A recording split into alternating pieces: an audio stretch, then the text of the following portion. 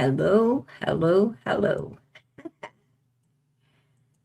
Been a while since I seen you guys. Been missing you. I've been missing you guys. Deputy number one in here tonight. All right. Here we go. God bless.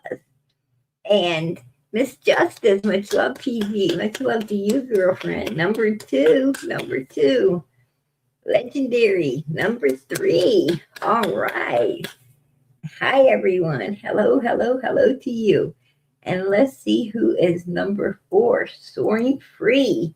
You are number four in here tonight. Hello to you, sweetie. Good to see you in here. Absolutely. All right.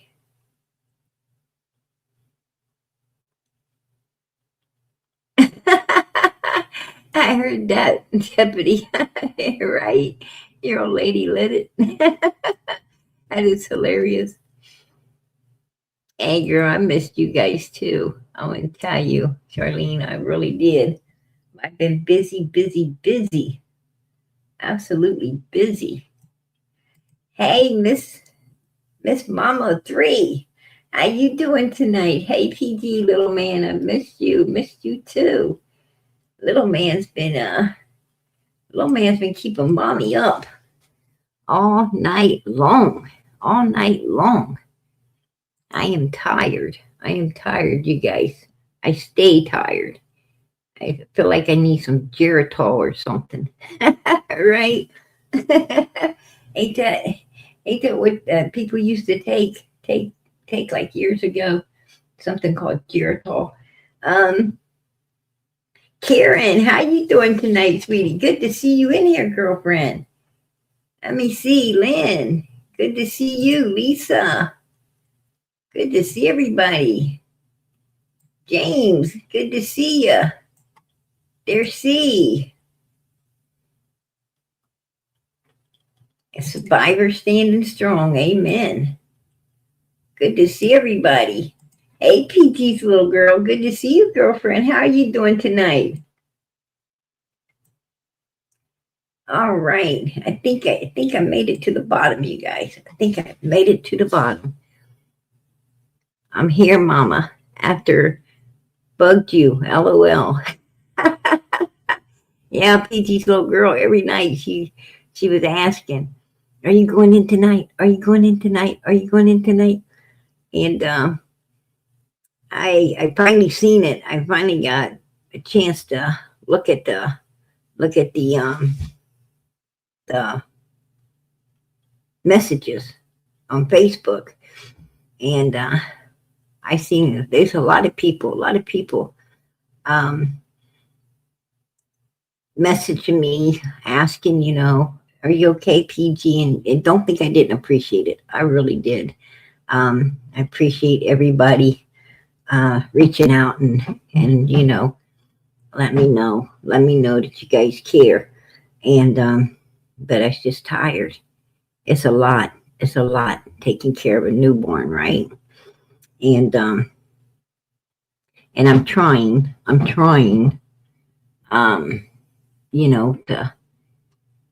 to turn the days and nights around, and doing the best I can. I'm doing the best I can. Oh, I'm going to tell you second to none. Yeah, exactly. Very exhausting. And then, you got to work, right? You got to work to pay the bills. And then on top of working to pay the bills, you got to make breakfast, lunch, dinner. I got 4 other kids that I got to, I have to spend time with and take care of as well. And little Mr. Fix-It, little Mr. Fix-It keeps mommy busy. Sometimes I think little Mr. Fix-It keeps me more busy than the baby. I have to watch the baby, but I got to watch Mr. Fix-It too. And it can be exhausting, right? Mr. Fix-It decided that he wants to now be a plumber, right? Mr. Fix-It wanted to be a plumber. And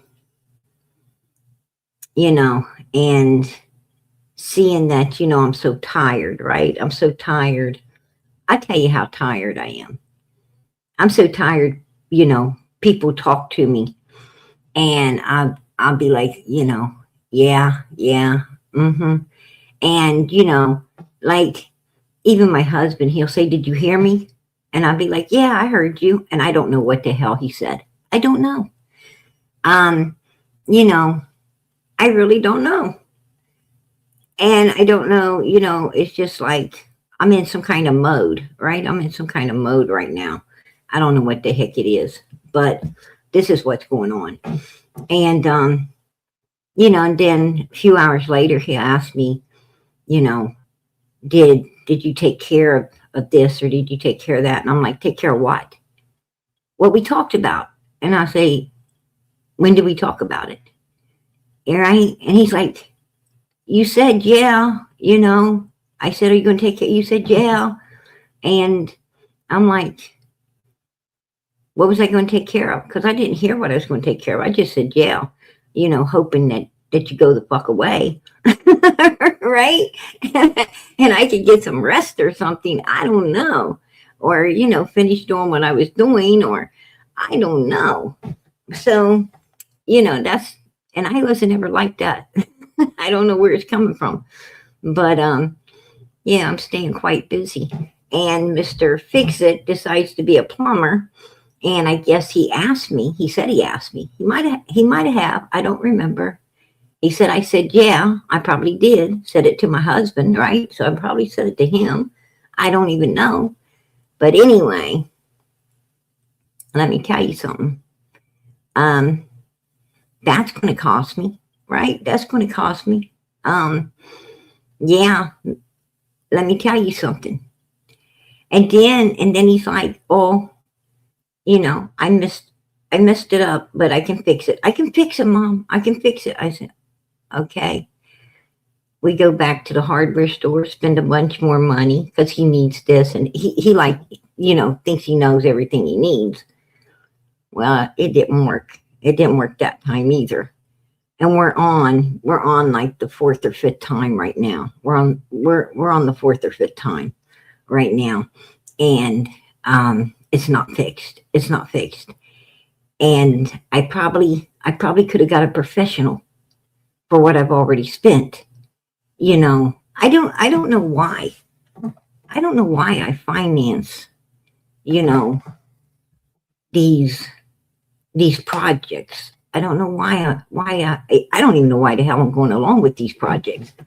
But, I guess I'm trying to help him figure out, what he wants to be in life, right? What he wants to be in life. And he's probably going to end up being a freaking surgeon or something like that. And, and in the meantime, I feel like I'm in a movie. Called Tear This House Down, right? Tear this house down, because it sure ain't getting fixed up. Right? Demolition derby. That's what I feel like I'm in. Some demolition derby. But it's bad enough, he was working on the walls before, right? Trying to find the leak. And now he's gone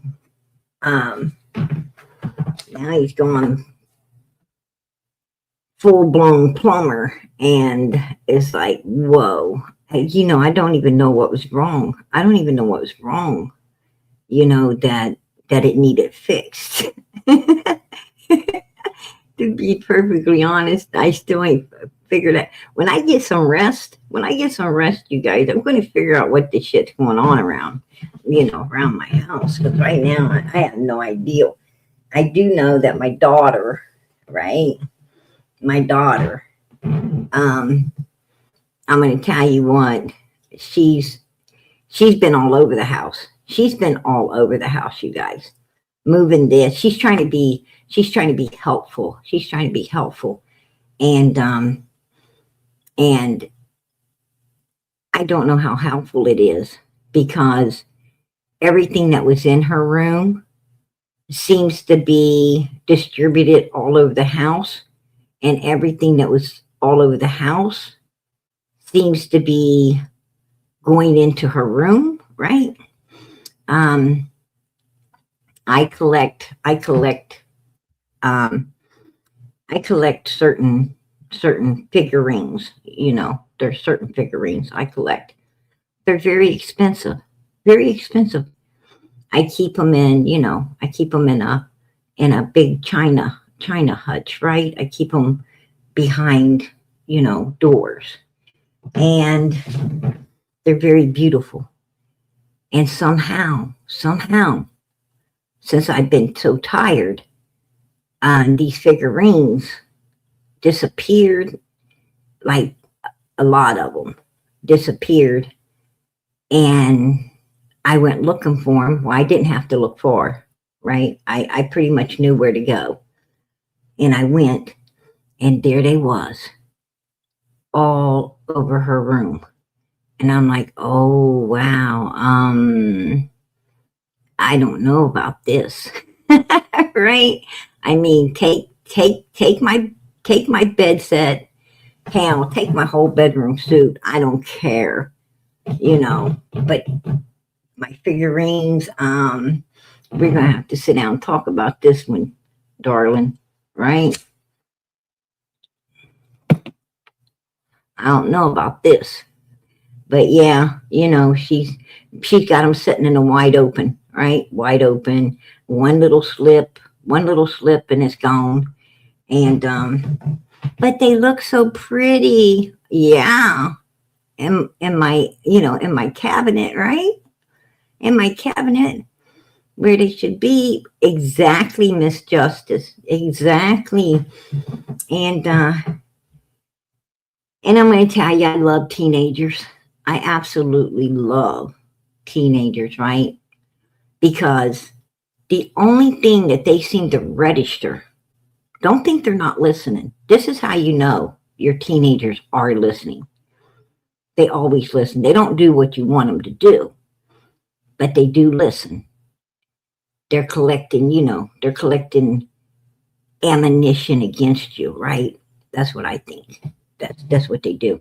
Because I said, hon, you bring some girlfriends up here, and they decide to dance around or bump into something, that's, my stuff's expensive.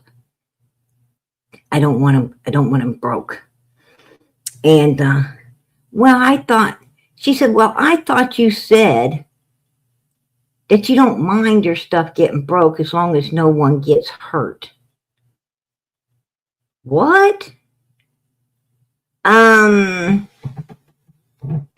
Wow. Did that come back to bite me? Right? Let me tell you, that bit me right in the ass. My own words, bit me in the ass. Sure did.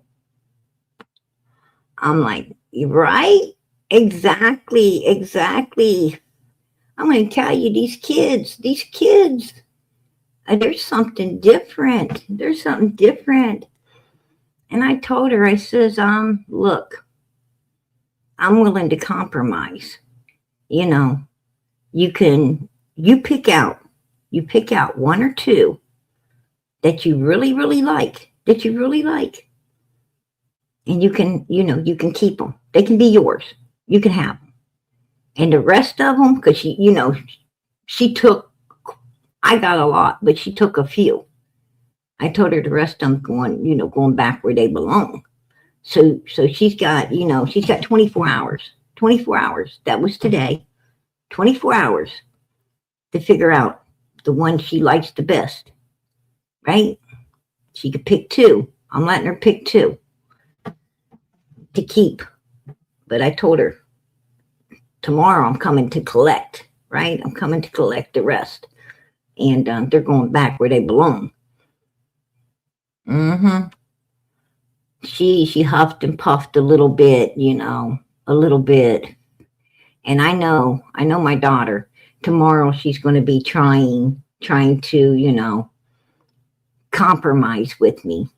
Oh, I'll watch the baby if you let me keep this one, and this one too. No, I don't think so. Not today. I could get a professional babysitter for that. Right? I could get some real rest. I could get some real rest. I could have somebody watching you along with the baby. Right? I think it's you that needs to be watched. Right? My daughter, man, I'm going to tell you, my kids are a trip. I wouldn't trade them for the world. But they keep me on my toes.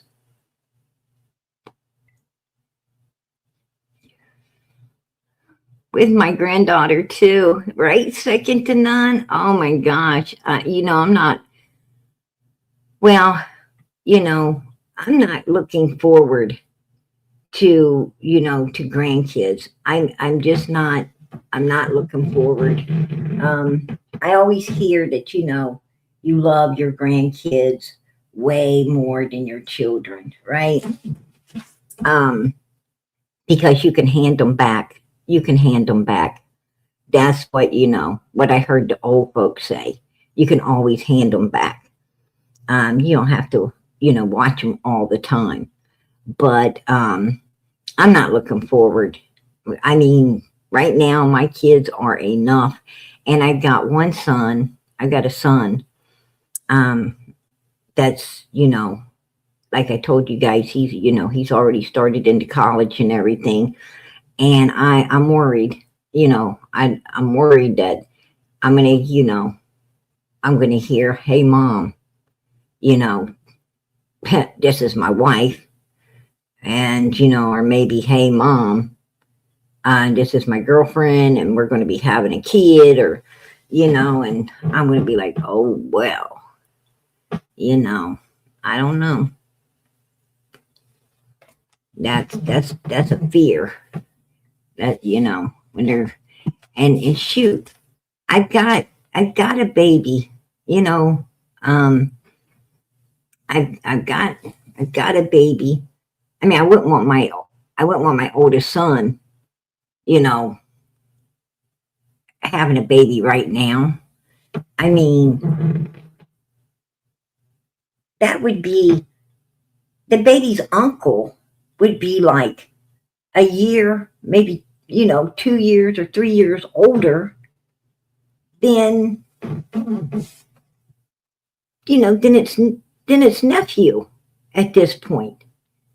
How's that going to look? That's going to be really weird, right?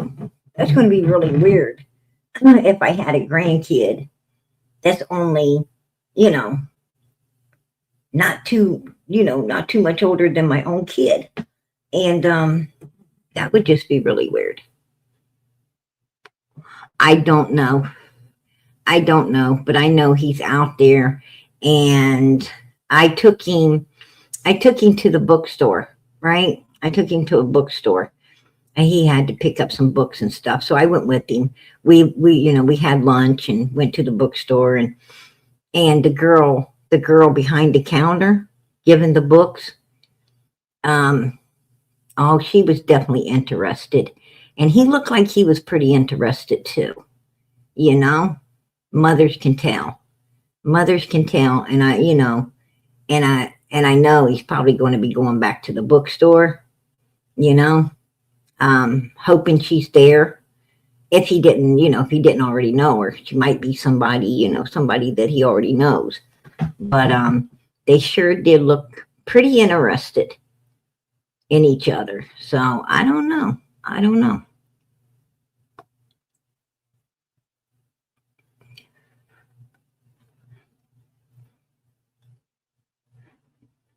didn't want to hand over my grandson. He'd be with me for a week. He turned 11 yesterday. It's an instant love. Oh, I bet it is. I don't know.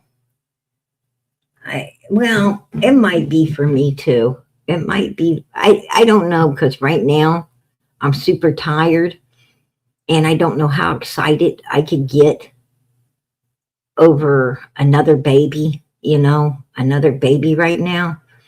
I don't know how excited I could get, because this one, I don't remember it being this hard, to be honest with you guys. I don't remember it being this hard. But this one keeps me tired.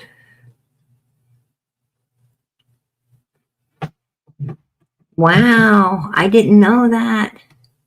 One of my friends and her mother were both with child at the same time. Whoa. Whoa, that had to be weird. That had to be like super weird, right? At the same time, back in the 80s. Wow. Yeah.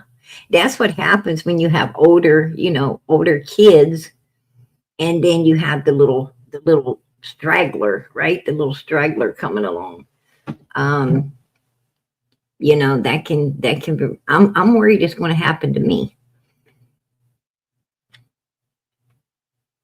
Being a grandma is the best. I bet it is. I bet it is. No doubt in my mind. I bet it is wonderful. I don't know.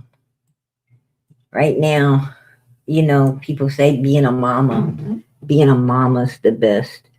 Um,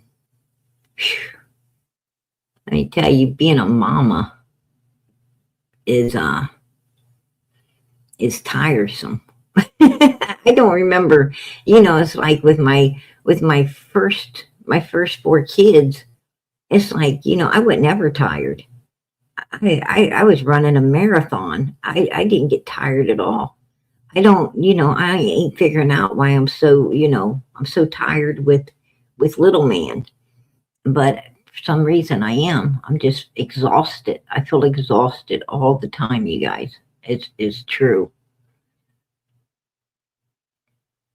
We'd have 5 doctors and have it made, but with our gene pool, should have known better. Right? I tell you. Um, little man has his nights and days mixed up. My husband, my husband says that he takes that after you. I'm like, what? And then when he smiles and he's so cute and everything, my husband's like, he takes that after me. I'm like, wait a minute. You know, somehow this table's turned. Ain't it supposed to be your kid when it's got everything mixed up, and my kid when it's cute, you know, that table somehow turned. I told him, I said, you better get out of here. Right? You better get out of here. Don't be talking to me right now. I'm tired and I can't be responsible for what I might, what I might do. Like launch a baby bottle, right? he, he might want to stay out of the baby's nursery, right? If he knows what's good for him. My husband needs to stay out of there. Especially if he's going to come in here and say stuff like that.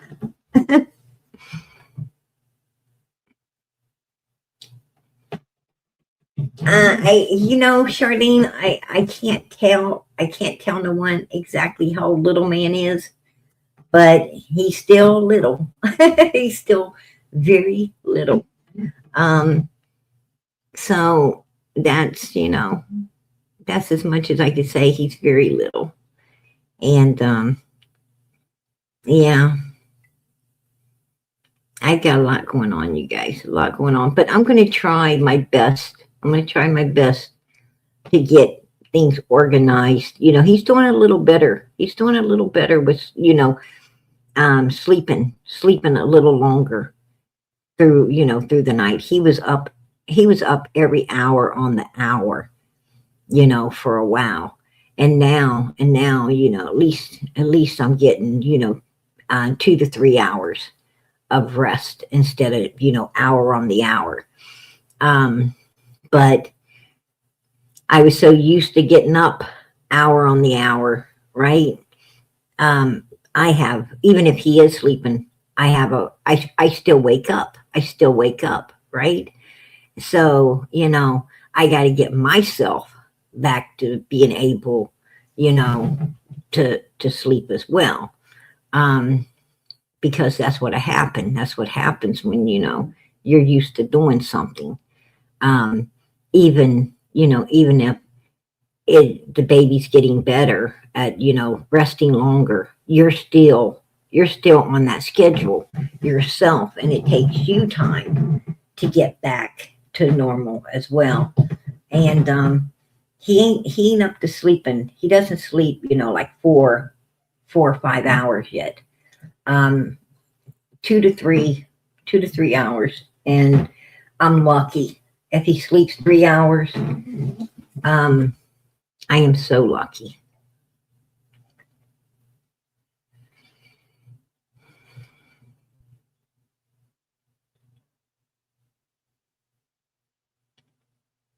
Oh wow, I didn't know that, Jersey. I didn't know that. I thought they had to be older. I thought they had to be older before you could do that. I thought like you can't give them anything but milk, but formula until they're a year old.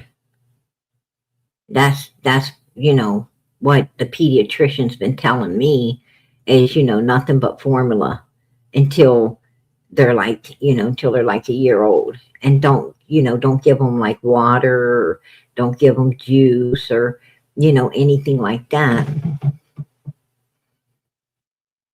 No, just a small amount in the bottle. All right, all right.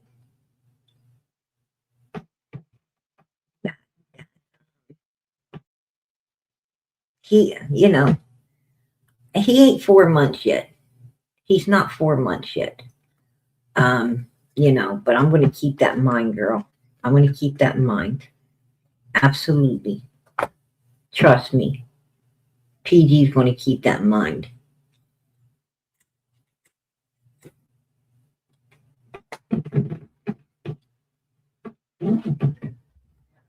Because 4 months, he's getting there quick.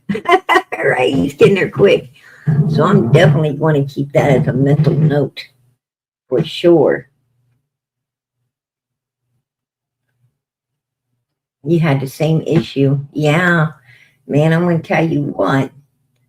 Like, I've been getting so little sleep. I'd be walking around in the days. I mean, you know, I'm gonna be honest. I don't have to worry about no goody good. I got a natural feeling like that. Right? I mean, I'm walking around like that anyway, right? And I look like it too. And I look like it. Little man, he got my hair sticking up for real. He does. He got PG's hair sticking up, my freaking eyes bloodshot, mother freaking, you know, people ask me something, I just, I don't even know what they're talking about, and I just answer, like, yeah, okay, whatever. Um, yeah, I don't know. Right now, it's like survival, right? It's like being shipwrecked on an island, and you're just thinking about surviving. You don't care what anybody says. You just you just try you're trying to make it to another day. Right? I'm gonna tell you something. Little man is adorable. He is like super freaking cute. He is so adorable. Um, it's unbelievable. And I am so glad that God made him so adorable. Right? I'm glad that God made him that adorable, because I promise I promise if he wasn't so adorable, I would go knock on my sister's door and step aside, and little man would be there for her to take in for a while, right? she'd open the door. I'd be hiding in the bushes, like, take him in, sis. she, my, my sister would call my phone and it would be ringing in her bushes.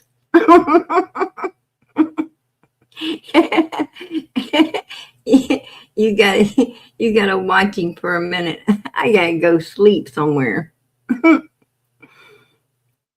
But he's just too cute. He's just too cute. I can't leave him nowhere. I can't leave him anywhere. I gotta know where he's at every second, right? I gotta know where he is every second of every day. So it's messing PG up big time. And then, like I said, I got little man, you know, um, every time I turn my head, he's somewhere. I mean, somewhere doing something, and I ain't sure how much it's going to cost me. At the end of all of it. So it's one thing after the other.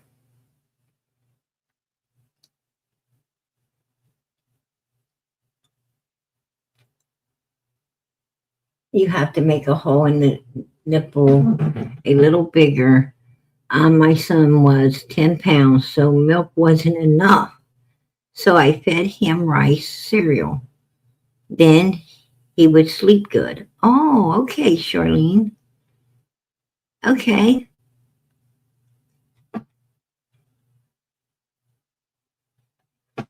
I'll remember that. I'll remember that as well. So the cereal could come through, so it wouldn't jam. Yeah, you're right. Yeah, because something thick couldn't come through. Exactly, exactly. Um, how do you make the hole in the nipple bigger though? What would you use? Like a fork? Would you like a fork? Would you sterilize? Would you sterilize like a fork and do it? What would you ask? What would you? I would think a fork might do it. I use one bottle just for cereal. Bottle PG. Oh, okay. Do they sell one? Can you buy one at the store? Okay, I can use a fork. I can use a fork. Okay, because that's what I was going to use. Because I can sterilize that.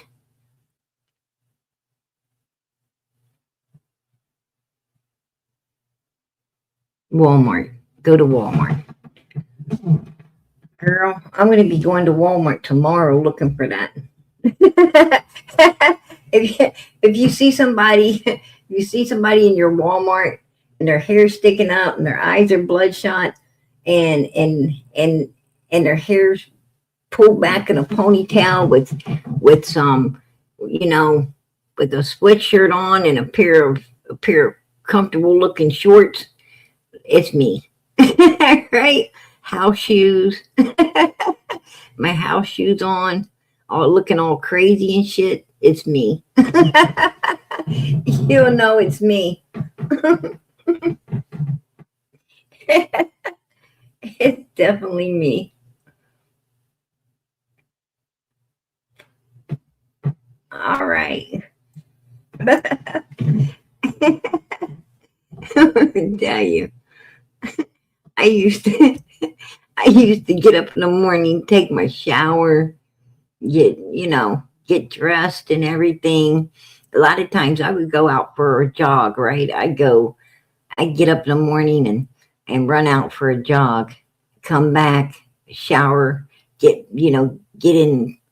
Since I've been working at home, I guess I did get you know, a little comfortable, with sweatshirts and shorts and stuff like that.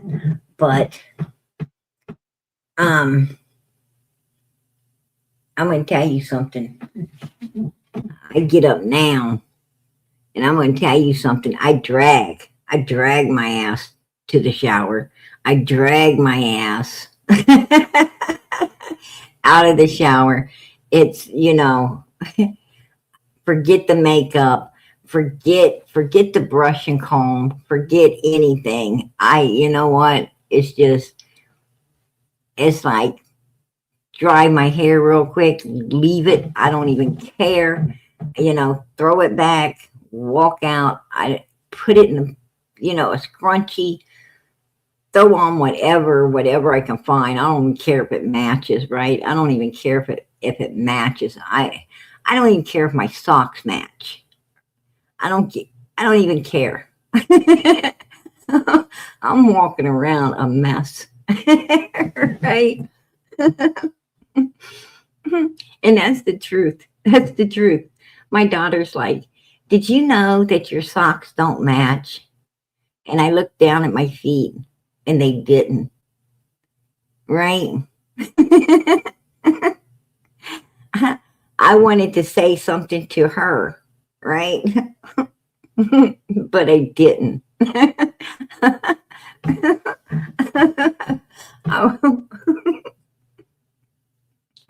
I held my peace, right?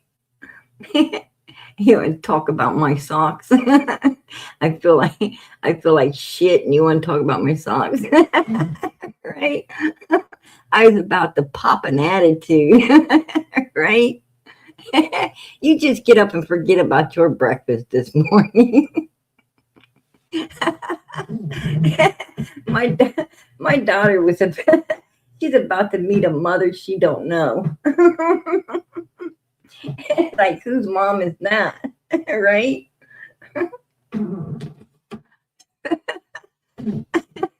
I'm about to go cray on everybody. I'm trying to fix breakfast for 10 people, right? And I am tired as hell. I was ready to give them breakfast, all right. Right?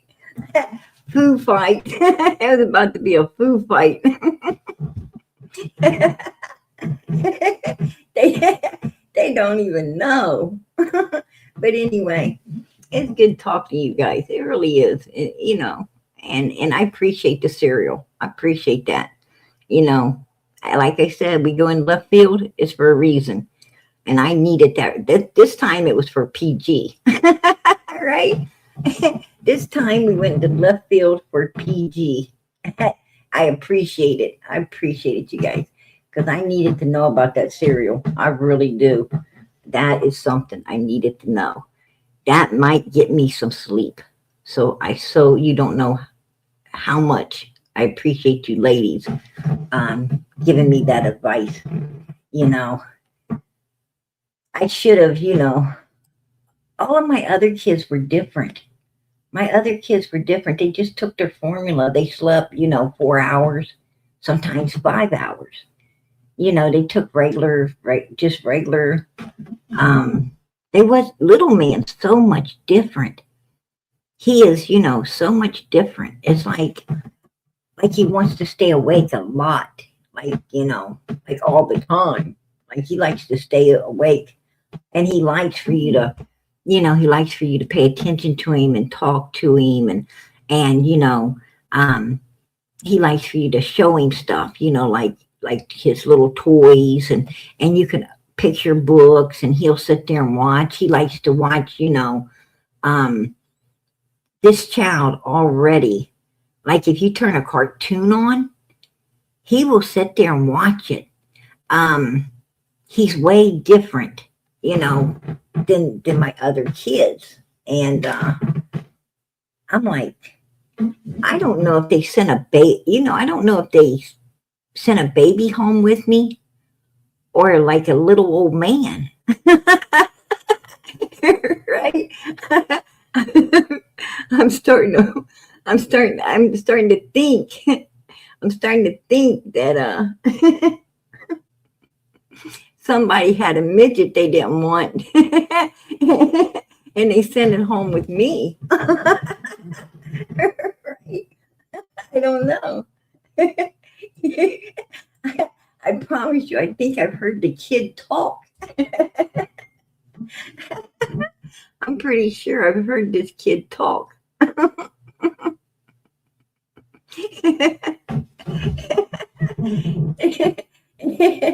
Kind of got me wondering.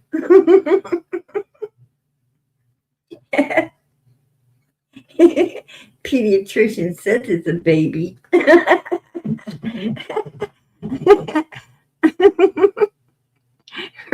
Right? I'm like, well, don't act like one, right? It ain't acting like one. I don't know. I don't know whether to give it a bottle of milk or a cup of coffee. Right?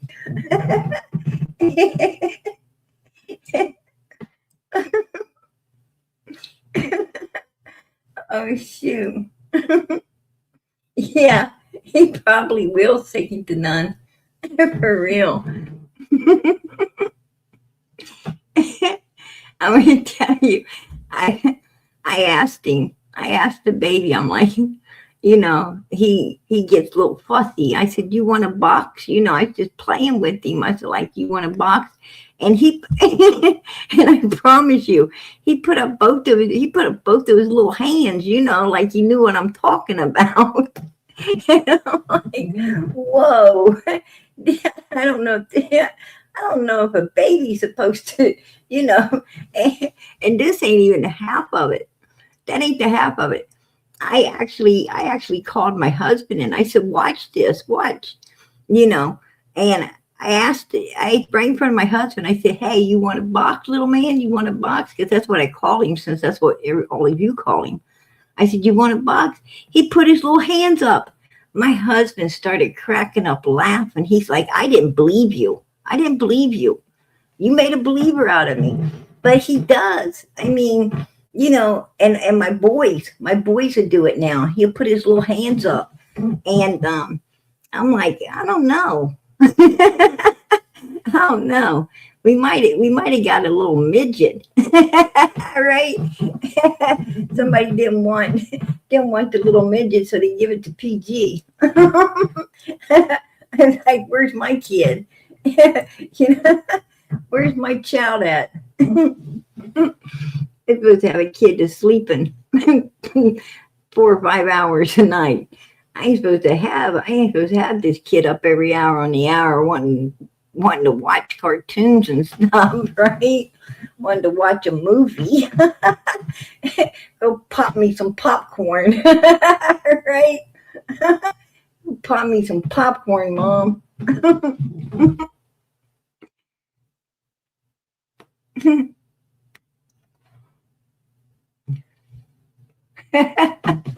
Hey, something different. Anyway, I want to talk about what's been going on out here in the YouTube world, right? I want to talk about what's happening out here. I think we all know about the YouTuber, right? There's a YouTuber. I'm not going to say his name, but there's a YouTuber who was calling a 14-year-old. Well, he was, I guess, texting with a 14-year-old boy. Interacting with a 14-year-old. I guess he said some really disgusting things to this little boy. I guess the mother found out. The mother, she calls, these people who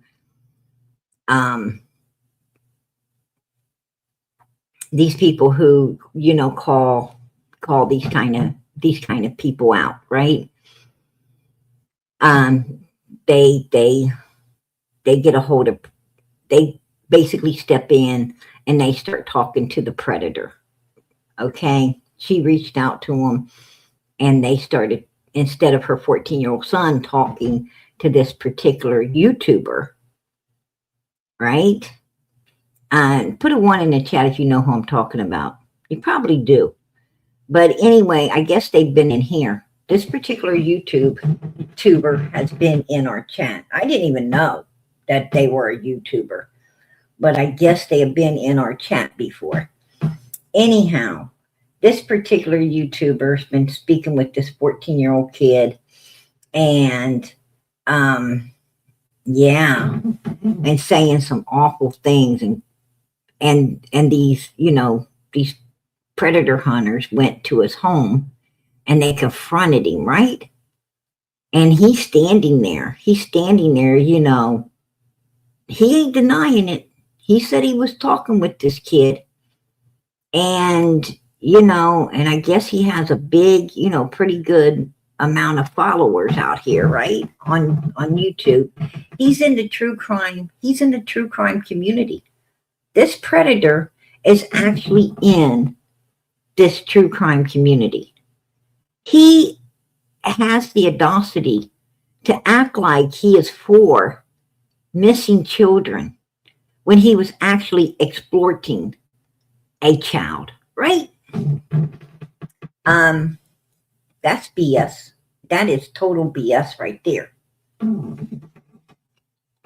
Anyhow, that ain't the worst of it, right? This ain't the worst of it, of what he was doing. The worst of it is he's got two more, maybe more, but I know of two. He's got two people who are protecting him that are also true crime YouTubers that act like they care about missing children, right? Yet they're protecting him. And one of them, and I'm going to call these people out. I'm going to say their names. Benny Keys and White Boy, right? White Boy and Benny Keys. Yep, both of them. Both of them are, are protecting this particular man who said some very horrible things to a 14-year-old child. I mean, if that was your 14-year-old child, what would you think, of this guy saying that kind of stuff to your 14-year-old son? And this is a boy. He's a man, and this is a boy he's talking to. Or your grandson. I mean, this is a wake-up call to watch your children and grandchildren when they're on the internet, right? This is a big wake-up call. Or gaming. There's a lot of those people, in the gaming as well. And so you got to be careful, and keep an eye. Always know what your kids are doing. Make sure you know what they're doing. Because you have these kind of people, they like to get in places where children are, right? They like to become Boy Scout or Girl Scout leaders. They like to, work in the school system. They like to work in nurseries. They like to work, they always try to get where they can, they can have personal contact with children. So you got to be careful. You think it's safe sending your kids to school, or sending your kids to daycare, or sending your kids, I'm going to tell you something. You're so wrong. You're so wrong. Your children are not safe in other people's hands. Your children ain't safe in a church house. They're not safe in a church house. These kind of people go to church too. They're usually the ones sitting right up front, acting like they're holier than thou, and waiting for you to trust them to go around a corner with your kid, right? That's what I'm talking about. Trust nobody. Trust nobody when it comes to the people you love. Trust no one. But anyhow, especially your children.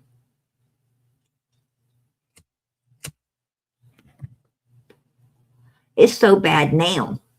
It's so bad now that you can't trust people with your grandma. Right? You can't trust people with your grandmother. They're taking 80-year-old women out of their houses and off the street. It's insane. It's insane, you guys. It's getting bad. It's getting real bad. When old people ain't safe, whoa. But anyway, yeah.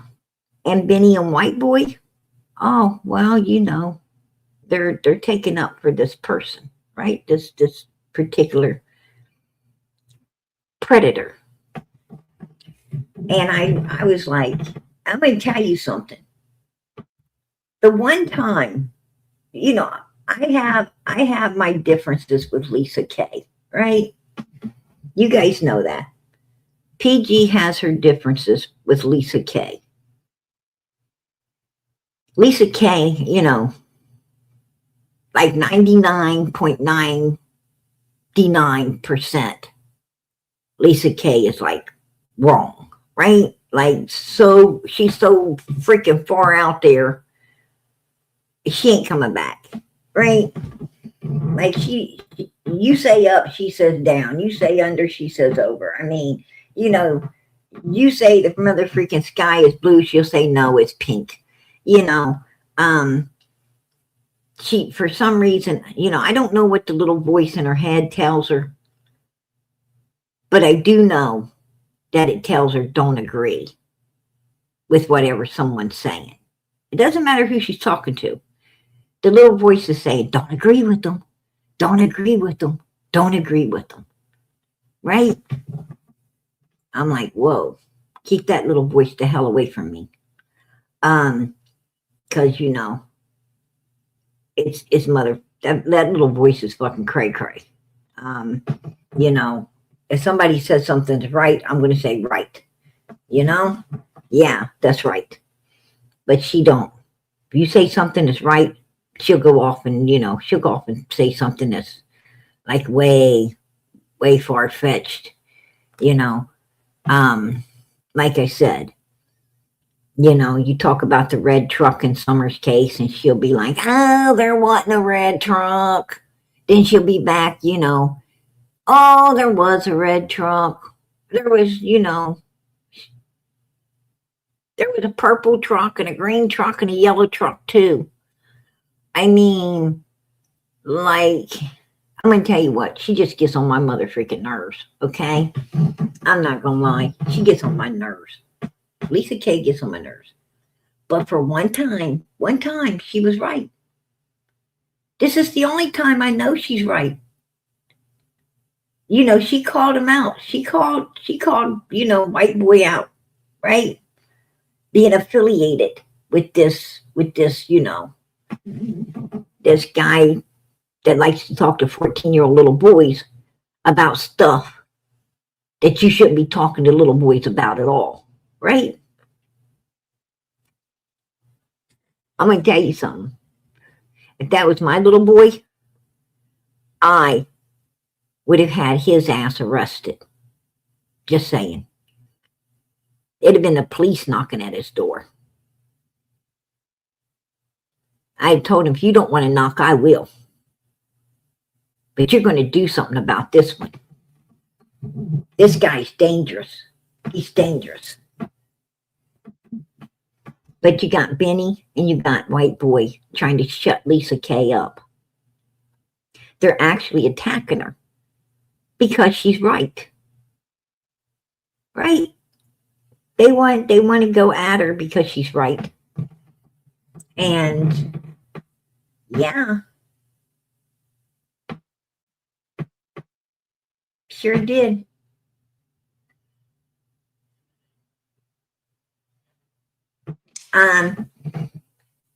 Right, Anna? He did the same thing with Don and Candace Wells until he didn't see the light. He got rolled off the hill. He didn't see no light. White Boy didn't see no light. He saw pure darkness when he got his ass rolled off the hill to the bottom where there was no light. And he was crying. He was crying. He couldn't see the light for the tears. He was crying, oh, please, Donnie, take me back. Let me come back. But I love you, Donnie. I need you to come back and talk to me. What did I do? Says white boy. What did I do, Donnie? Right? He got that ass rolled. Just like Cam and Allie, just like you can't tell these people how the wells are. They got to learn for themselves. Donnie and Candace, man, I want to tell you what, I don't know what kind of suction cup they're using, but they sure in the hell suck these people in, right? Then they spew them out. Yeah. Right over the heel. They be hitting rock bottom. They be hitting rock bottom. And I want to tell you something, a lot of bad stuff happens to them too, right? They get all sucked in there and kissing up. Then they get rolled off the heel and all kinds of bad things start happening to them. Like, some really bad shit. It's almost scary to watch. I mean, you're sitting there like, this is so fucking weird, it's hard to believe. Right? You're sitting there like, I know I'm seeing it. I know what I'm seeing. I know I've seen it multiple times. But I need to see it again to confirm it. Right? Can we see just one more person to make sure this shit's real? Right? We need one more. I mean, it's not funny. It's not funny, but man, you gotta laugh. You gotta laugh. You gotta laugh to get past. This shit is just too fucking weird to believe. It's but it's true. It's true. All of these people, all these turd pop suckers, bad shit happened to them. Like some serious bad shit happened. Like like they did not have the luck of the Irish. They were having the luck of, I don't know what, some slip rock. It was terrible. It was terrible to watch. And it happened over and over and over, right? I mean, one by one by one by one. I'm like, damn. You got to ask yourself, what the hell's going on here? What's going on? You guys remember Candace walking into that tree lighting thing with Don Wells? Jinkies being there. Remember Candace getting pissed at Jinkies? Early on, she got pissed at Jinkies.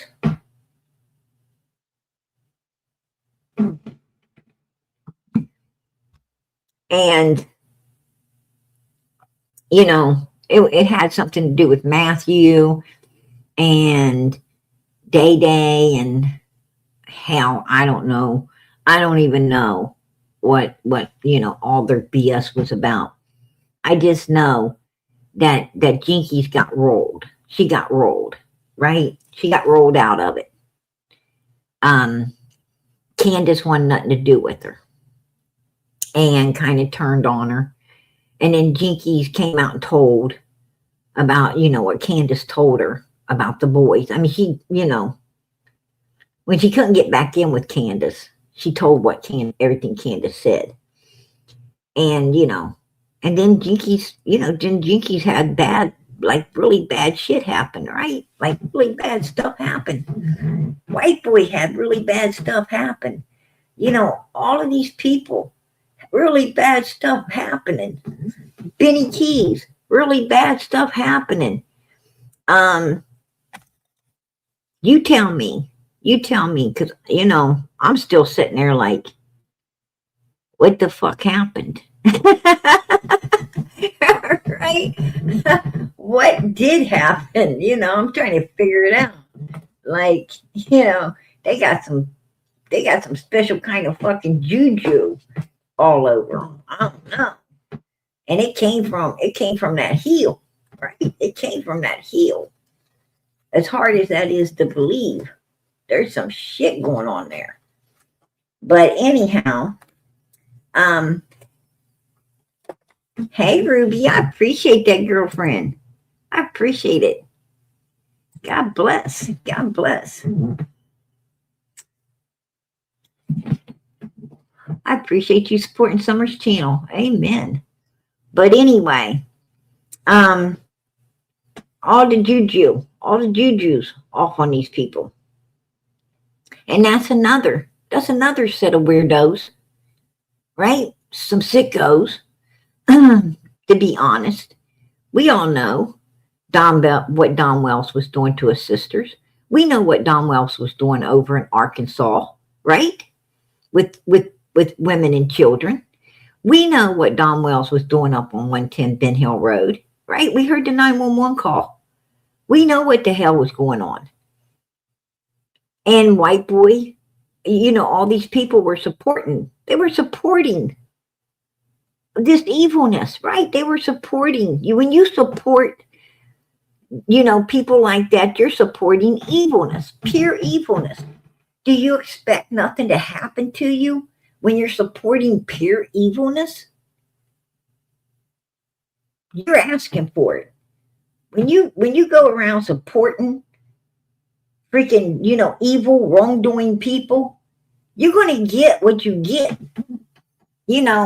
Don't be surprised.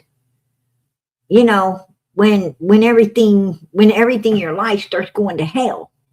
Don't be surprised.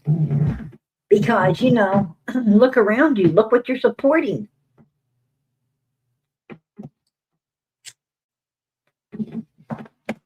And, and if these people aren't into some weird shit, right? If they're into some weird shit, you have no protection. When you're supporting evil, when you are evil and supporting evil, you have no protection. So whatever they codule up, whatever they decide to codule up, you're probably going to endure it. If you ain't got God, you ain't got nothing. You ain't got Jesus, you ain't got nothing. I'm going to tell you what, that's what protects you. You got to be, nothing can touch a child of God. Nothing can touch. Satan had to go. Satan had to go to God in order to do what he did to Job. He had to get God's permission. He couldn't touch Job without God's permission. That right there shows you. You're a child of God. You're protected. Nothing can touch you. But if you're a child of God, you're working for the righteous side, right? You're working for the missing little girl. You're working for the one who needs you, the one that's lost and needs to be found and justice needs to be served for. You're on the righteous side. You ain't going to be a turpop sucker supporting, the number one suspects in the missing little girl's case, right? You ain't going to be doing that. You ain't going to be falling in love with some fucking criminals. That's weird. That's weird. But that's what they be doing.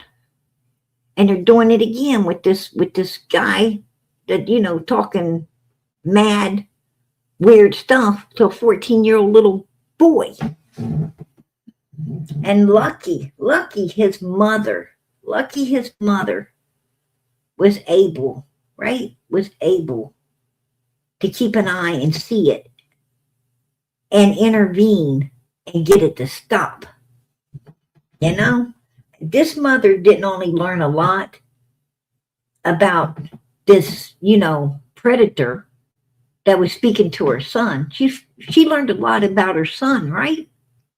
She learned a lot about her own son. Well, I'm going to tell you what, that's a hard damn lesson. That's a hard lesson. She should have known her son. She should have took time to know her son from day one. A wise parent knows their child Why? How? Why? Because you want your child to go in a way that they won't stray from. You want them to go in the righteous path so they don't get off of it and they become something in life and doesn't end up in hell. Why? Because you worry about your child's soul the same way you worry about it having clothes and a roof over his head and food in his mouth. Right? That's why. How do you know them? You take time to know them. You learn what they like, what they want, what their dreams are. You talk to them. You spend time with them. You don't spend time trying to get away from them. You spend time trying to get to know them and who they are so you can help them become whatever they want to become in life. Right?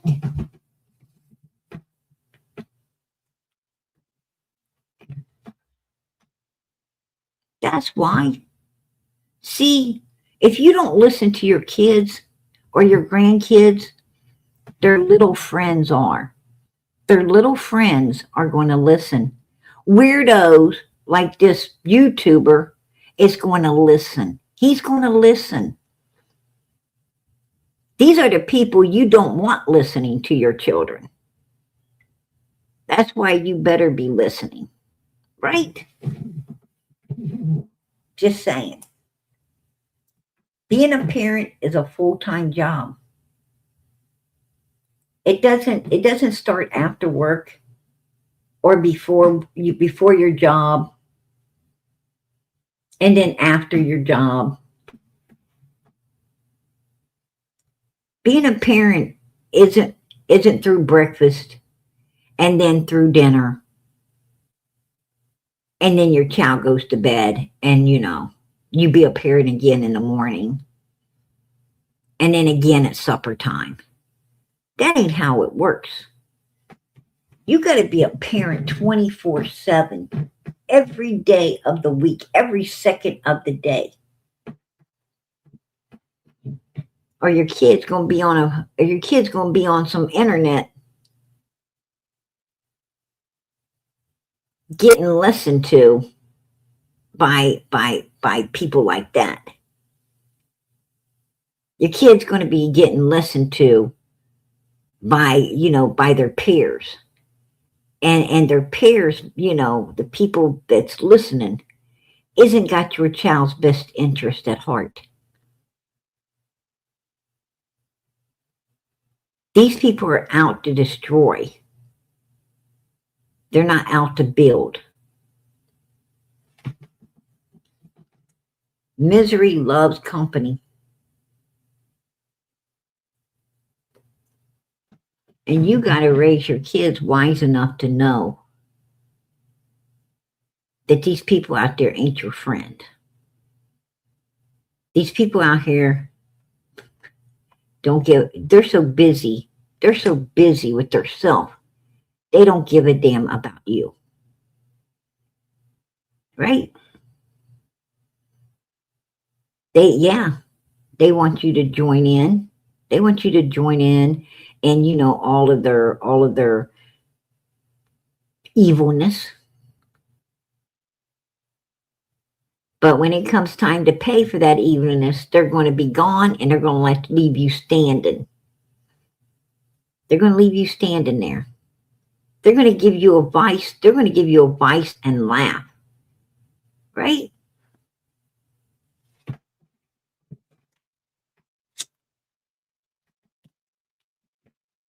You got to raise your children to understand that the only true, really true friends you have in this world is God, Jesus, the Holy Spirit, the angels that watch over them. And if they're lucky, if they're real lucky, their parents. Right? A lot of time, not even the parents. Look at Don and Candace Wells. A lot of times it ain't even your mama. Right? Your mama ain't even your friend. She's your fucking worst enemy. That's what you got to, you got to make your children mindful. You got to make them mindful in this life. You got to raise them in the way you want them to go, and they will not stray. This life ain't about friends. It ain't about, what you can get in this life. It's about where you can get. And you better be focused on heaven. This life is all about Judgment Day. It's all about God seeing if you're worthy enough to live forever. That's what it's about. It ain't about cars and houses and jobs and, running around and just doing what you want to do. It's about pleasing God enough that he's going to open those gates. He's going to tell St. Peter, open the gate. And if you don't know what this life's about, well, in 5 breaths is going to be gone. And you're going to be in a place that you don't want to be in for eternity. And then you would have wished you knew what this life was about while you was here. And you're going to wish you would have listened and done what was righteous in the sight of God, not people.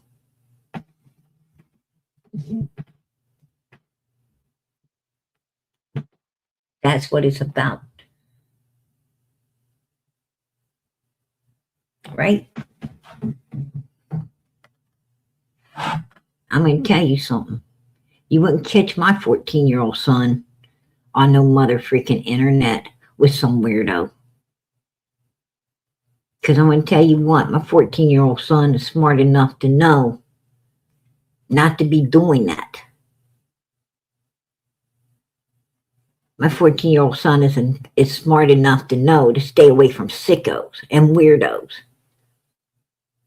People that don't look right or act right.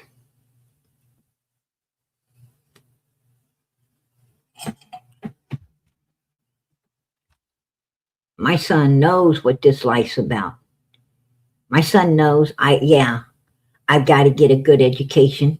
Yeah, I got to get college behind me. Yes, I got to do all of these things in order to have a nice home.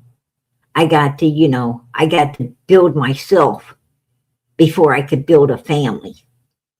I got to make sure that I got everything from A to Z figured out before I try to take care of someone else. I got to be able to take care of me.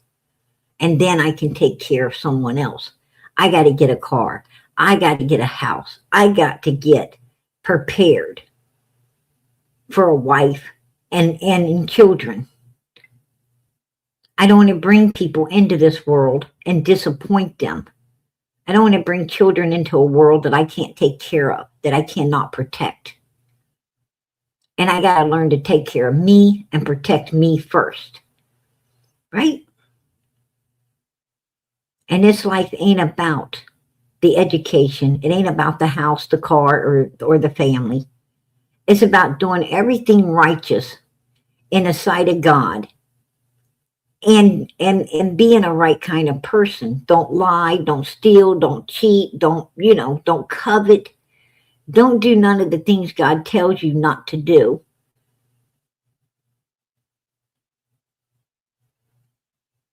And keep your eyes set on the big prize.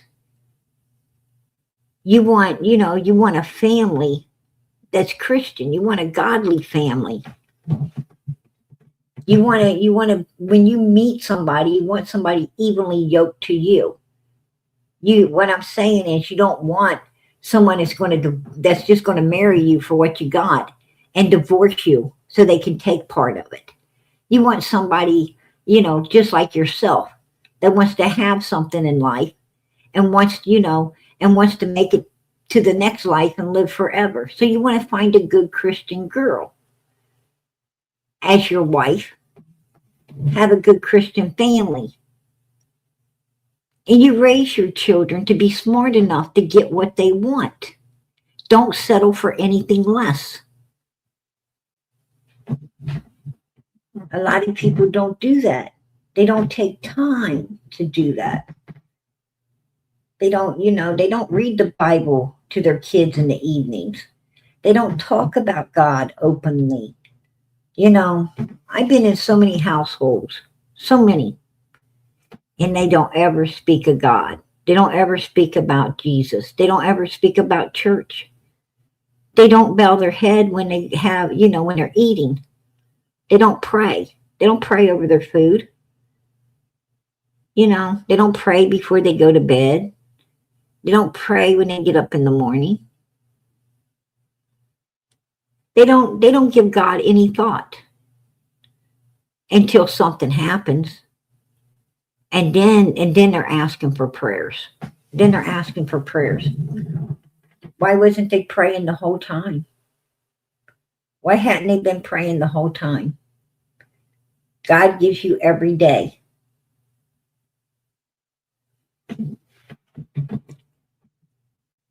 But you got to raise your kids right. This 14-year-old child wasn't raised right, in my opinion. That's my opinion. It doesn't excuse the fact that this grown-ass man was speaking to him. Do you guys know what that grown man told that little boy? Do you know what that grown man told that little boy to do in the shower? Do you know what he told that little boy to do with certain vegetables? With certain vegetables. How mother freaking sick is that? That is exactly why I cannot shop in the mother freaking vegetable department at the grocery store. That's why I don't order salad. I go to a restaurant, you know how they come out and they ask you, would you like a salad before dinner? Hell no. I don't want your damn salad. Right? I don't want your salad. Don't even ask me if I want your salad. Do you know how many weirdos in this world are mother freaking getting dirty with the fruits and the salad? For real. Yeah. This guy tells his little boy to do bad stuff to himself. Right? So he can get used to, allowing people like this particular predator to do stuff later. Make that make sense. Make that make sense. Oh, let me tell you, you're about to find out who it is. You're about to find out right here, white boy. Let's talk about old white boy. Because here's where Lisa Kay tells white boy.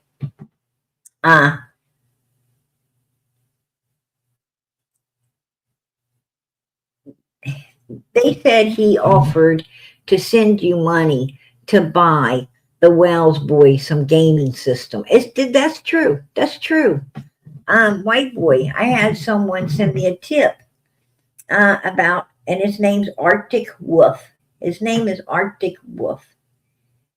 They said he offered to send money about the Wells boys game machine. Right?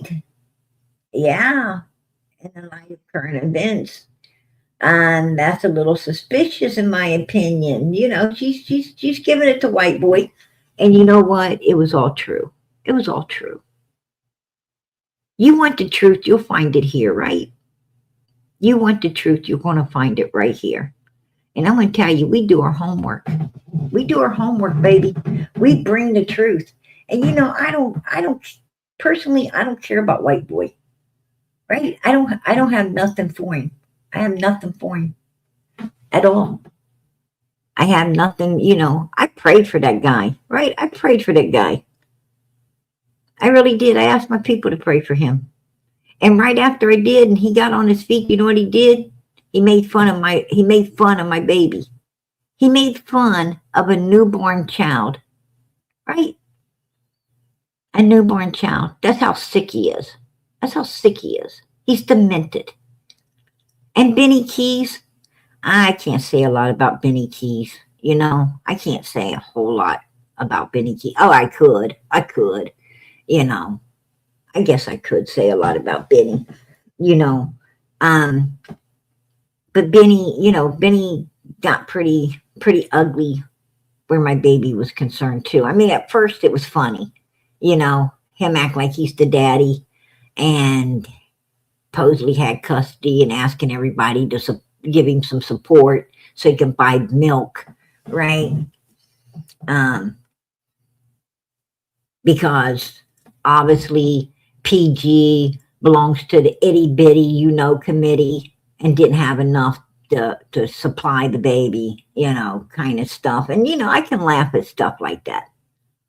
I can actually laugh at some things, but I'm going to tell you, when they turn your baby into a demon and they start saying some really sick stuff about your child, that's gone a little too far, right? That's gone a little too far, and that shows everybody that these people in the true crime community do not care about children, right?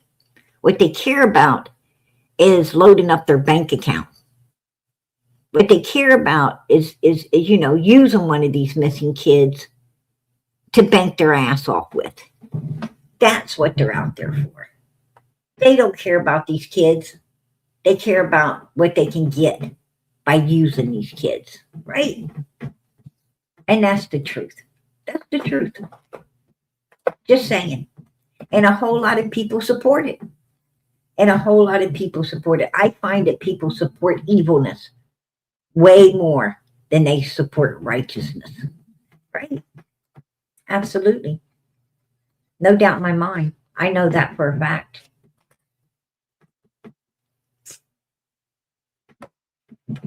But like they said, a freaking lie can be halfway around the world before the truth gets its britches on, right? Before the truth can get its britches on, a lie will be halfway around the world. So, I understand, and not only that, but Jesus said, hey, they'll prosecute you for my name's sake. Righteousness gets prosecuted. It doesn't get supported. It gets prosecuted. And if you're being prosecuted, then you're doing something right. That's how you know that St. Peter's got the gate open for you. It does, it has to be open. Right? Of course. And it's a good feeling. It's a very good feeling.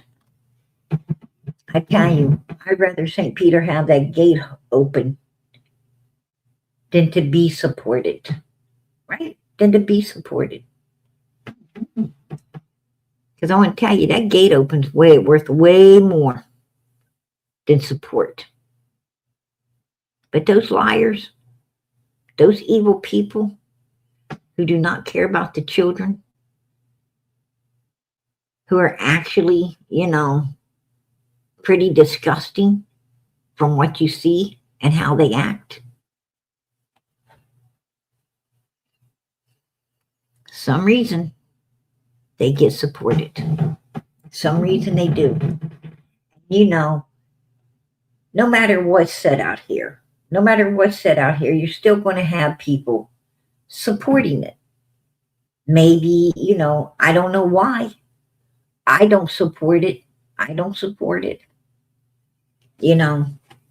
bother to support it.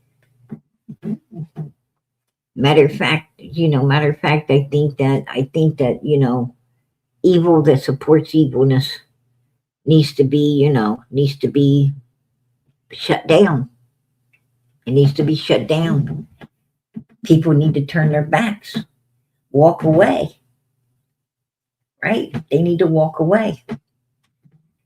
And I want to tell you, Dolly, no exception. No exception. Dolly is just as bad as Benny Keys, just as bad as White Boy, just as bad. Matter of fact, how can Dolly care about missing children when he has a brother in his house that, is also, from my understandings, allegedly a predator, right? A predator. I'm going to tell you something. If I had a brother, which I don't, thank God, I don't. But if I did have one that was a predator, he ain't going to be in my damn house. He's not going to be in my home. That's for sure. You ain't coming in here, right? You're not coming in here. Absolutely not. I don't support that shit.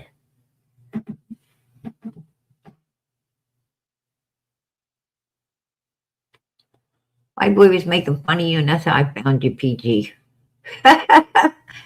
Well, there you go. A lot of times good comes out of evil. Good comes out. I find that if you look for the good, when bad things happen to you, if you really sit there and you look for the good instead of the bad, which most people just focus on the bad, they don't see the good. But if they really just stop and said, what good came out of this? And think about it, you'll find it. You'll find it. God will show you that good came from it. You might not think it did, but it did. There is good in all evilness, just like she said. He was talking about you. That's how I found you, and I ain't looked back. There you go. Good came out of it. Good came out of it. She came to a channel that tells the truth. Ain't afraid to tell the truth. Right? She came to a channel that, doesn't care about click, likes, and views. What we care about here is the truth. What we care about here is finding these kids, bringing them home, and getting justice for them. What we care about here is people not abusing or using or trying to destroy any child.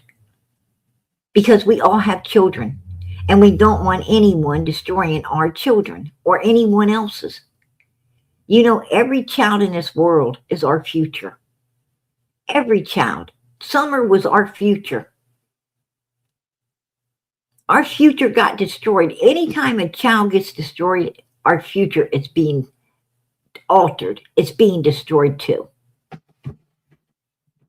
Now, I don't know what Summer was supposed to become, and I don't know whose path she's supposed to cross. But I'm going to tell you something.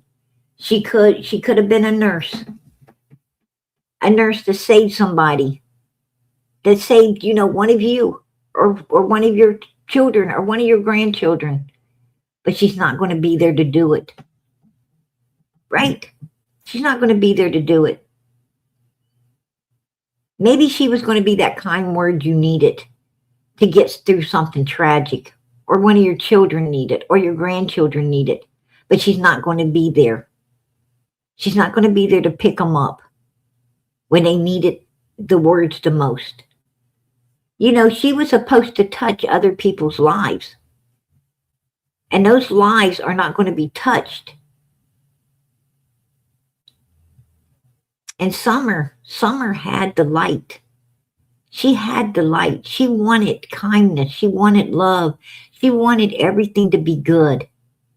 And she would have sought that. She would have went in a different direction than her parents. She was already trying to go in a different direction. She was already hanging on to Robin's daughter. She was already going in the right direction. She wanted a better life. And she has none at all now, in my opinion. I believe Summer is no longer with us. That's just my opinion.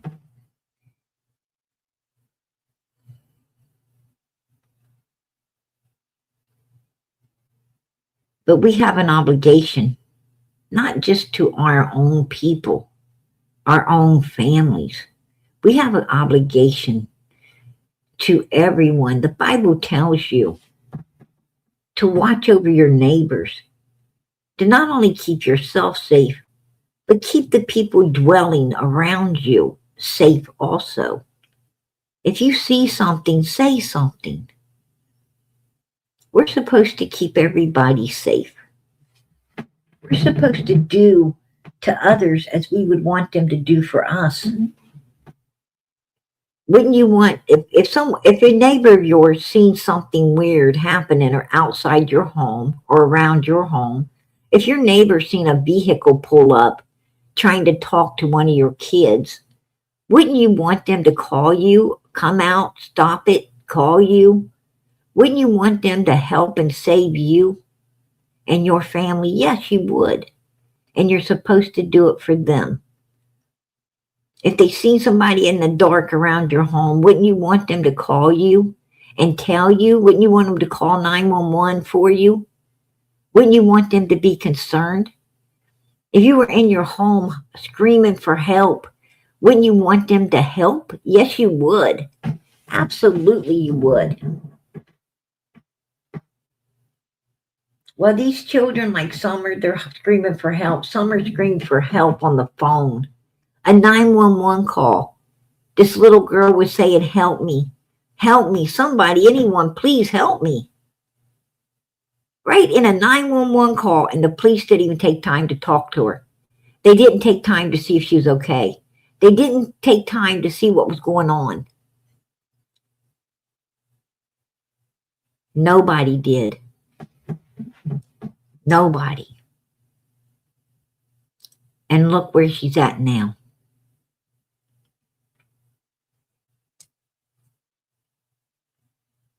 Look where she's at. People are supposed to help one another. God put us here not to sit somewhere like a bump on a log. He put us here to help one another, to protect one another, to stand up for one another. He's put us here to stand as one against evilness.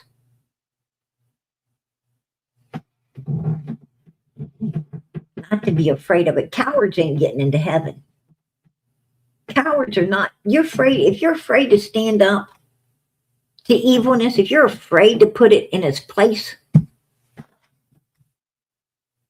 well, don't worry about getting the gates of heaven, because cowards don't get in there.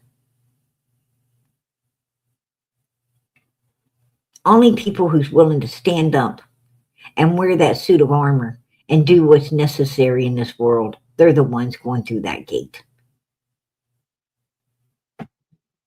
The ones that say, I'm going to do God's will and I'm not going to be afraid to do God's will, they're getting through that gate. Those are the people going in. Trust and believe me.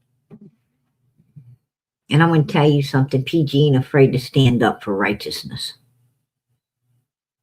And I'm going to tell you right now, what that person did, what this Arctic fox done, was disgusting. And if White Boy and Benny Keys is standing there telling Lisa Kay and everyone else to shut up and to stop talking, and you don't know what you're talking about, oh, hell yeah, I know what I'm talking about because I seen the video. I definitely know what the hell I'm talking about. I did my research. I don't come out here. I don't bring nothing out here unless I look into it and I know what the hell I'm talking about. And I'm going to tell you now, White Boy and Benny Keys, all they did is show me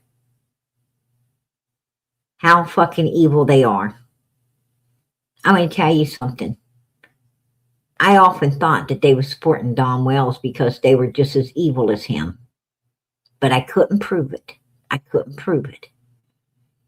Because they could, lie and say, well, we was just trying to get information for Summer and we was doing this and we was doing... No, they wasn't.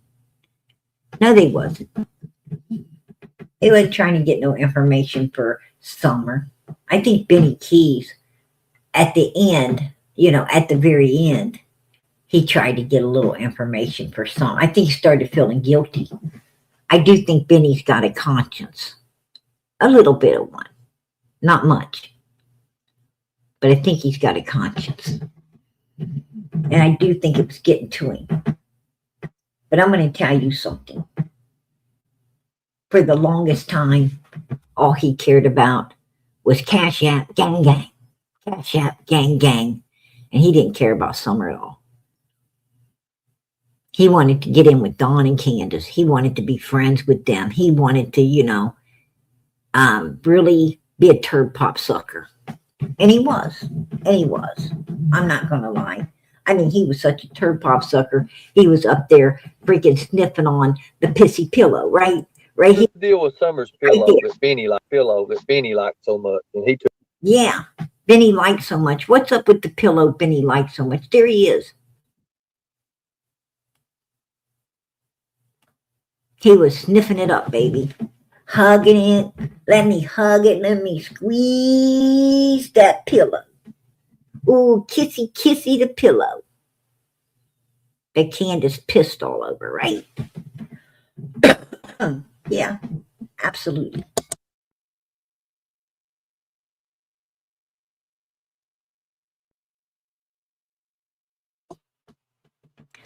Let me kiss that pillow. Of course he was.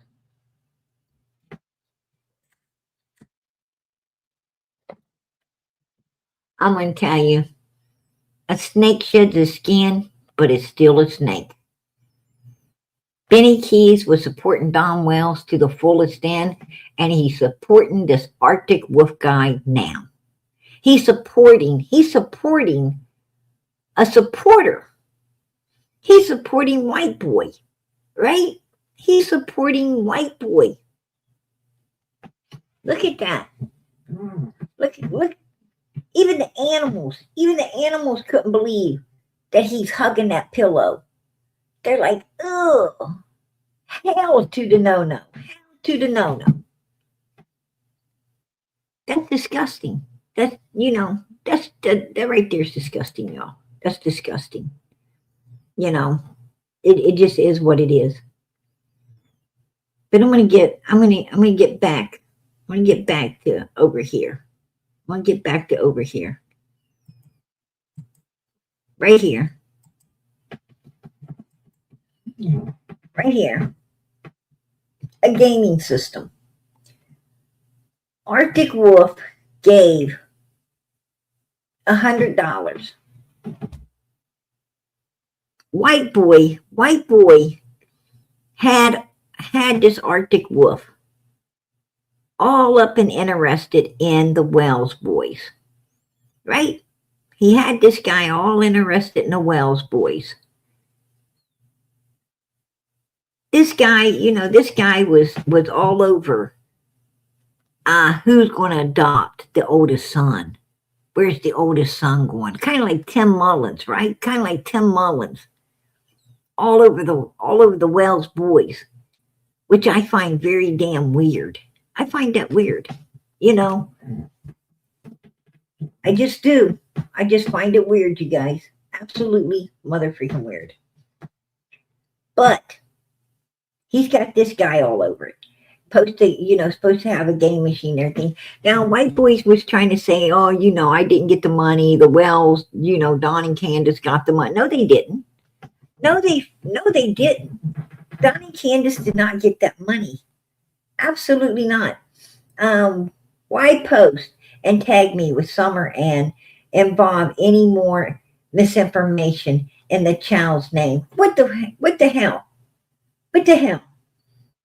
He offered to donate money toward a bench that was later purchased. And that's another thing. How about the bench? Because White Boy was trying to get, he was taking in money for that bench that Dee Dee paid for. And her husband went up there and put at the bottom of the hill, right? What did he do with that money? What did he do with the money for the bench? Because he sure didn't give it to Dee Dee. Dee Dee paid for the whole thing herself. And even the concrete that her and her husband went up there and poured to put the bench in, right? So nobody took it. She paid for all the flowers to go around it. She paid for it all. That was Dee Dee. But White Boy, was taking donations up for that as well, right? And an Xbox. And an Xbox for the boys. Which he admitted, Dawn and Candace, it pretty much is common sense that they don't get to see the boys, and how would they be able to get an Xbox to the boys?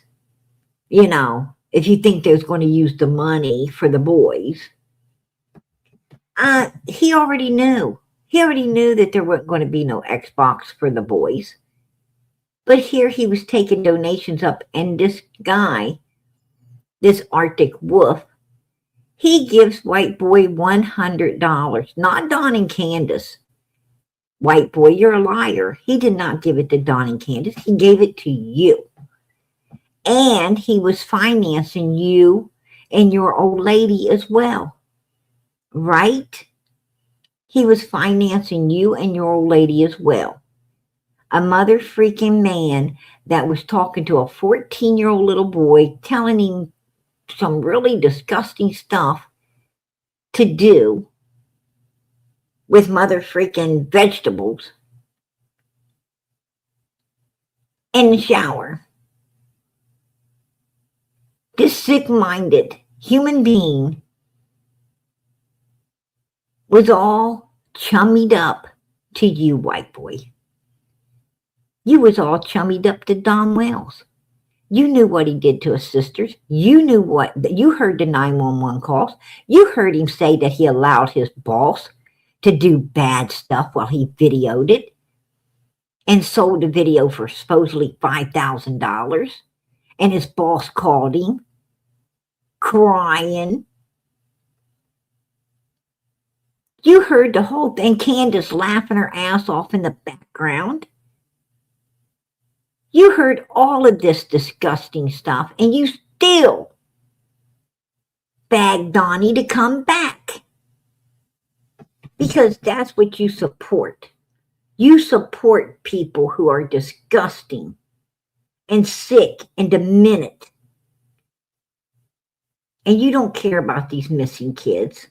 All you care about is what you can get by using their name.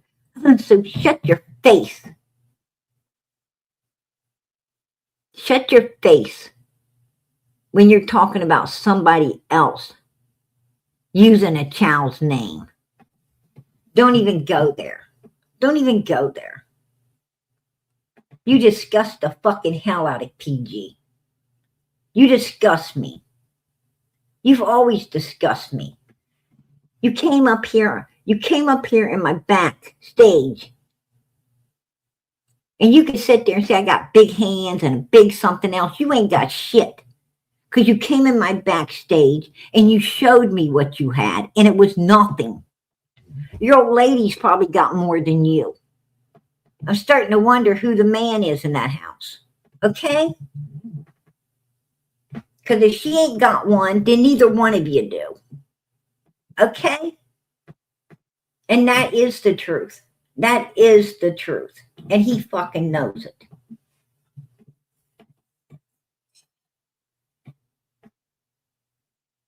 True story. Happened right here in the backstage. And he ain't got nothing. And he wants to talk about dollies. He wants to talk about dollies. He wants to talk about other people having, not even a Tic Tac.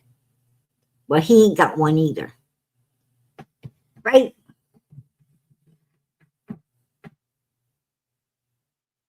Unless he was sticking the 5 inches where they was trying to tell somebody else to do.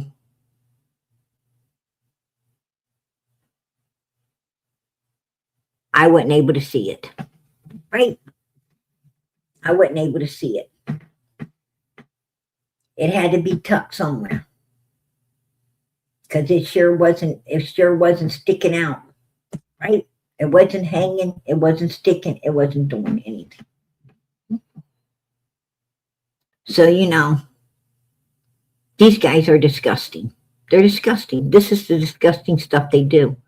They're supposed to be true crime creators. They're supposed to be, doing what's righteous in the sight of God for these children. They're supposed to be talking about these children's cases.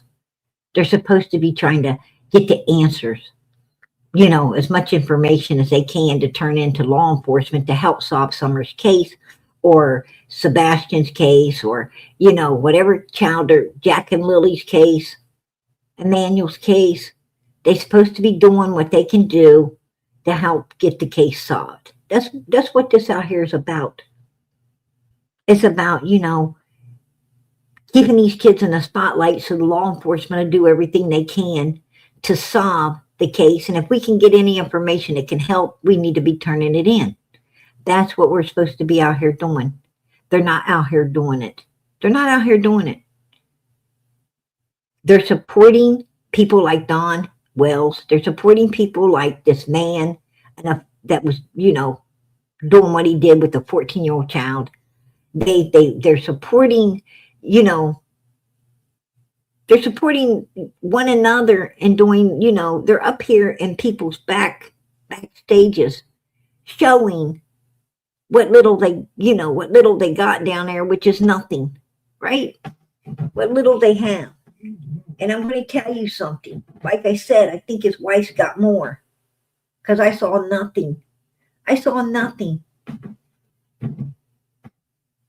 In all honesty, it looked like a female. That's, it looked like a female. And it didn't even have no hair. It didn't even have no hair.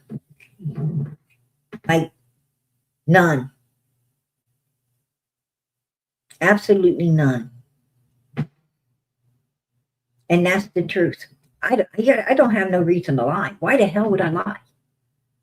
I have no reason to lie on whatever this thing was. I mean, I know it was white boy because it was his face. He took his phone down to, all the way down. There's nothing there. Nothing. Just saying. He didn't have one to show me, see? He didn't have one to show. There was none there. And that's the truth. And trust me, I looked. Right? Hell. I'm a woman. Right? I'm a woman. Hell yeah. I looked. Absolutely. I took a look. I'm like, what the hell does this guy got? He didn't have shit. I was like, whoa, wait a minute. You ain't supposed to be looking at other females. What the fuck? I had to throw him off. I'm like, I can't be looking at this. The Bible tells you don't be looking. Don't be looking when it's the same as you. You ain't supposed to be looking. I'm like, don't do that. Right? Mother freaker making me sin? What the hell? I mean, you're supposed to be a dude. Right? You're supposed to be a guy. You're not. That's weird. So, I don't know about his hands, but I know something else ain't there. Just saying. And he's going at Dolly. He's going at Dolly, I'm going to tell you something. In my opinion, I don't support Dolly. I don't support him. At all. I just don't. After I figured out what he is, how he is, the manipulation he's doing to people out here, I don't support him at all. I support JLR. JLR is a good person, a very good person, and he goes, he goes the extra miles for these kids. He goes the extra miles for everything he does, and I respect that. I really respect that. JLR deserves the utmost respect. Absolutely. And he earns every single thing, every single bit of support he gets. He earns it. God bless him. God bless him. He earns that support, as all YouTubers should. All YouTubers should earn their support by doing what's righteous, and JLR does. There's a few YouTubers that do. There's a few that do deserve the support they get. Absolutely. And JLR is one of them. I'm going to tell you, crime, lines, and lies is one of them. There's quite a few, to be honest, but there's a few that don't. There's a few that absolutely don't deserve it, and I'll be the first to call you out. And I'm not going to, I'm not going to tolerate.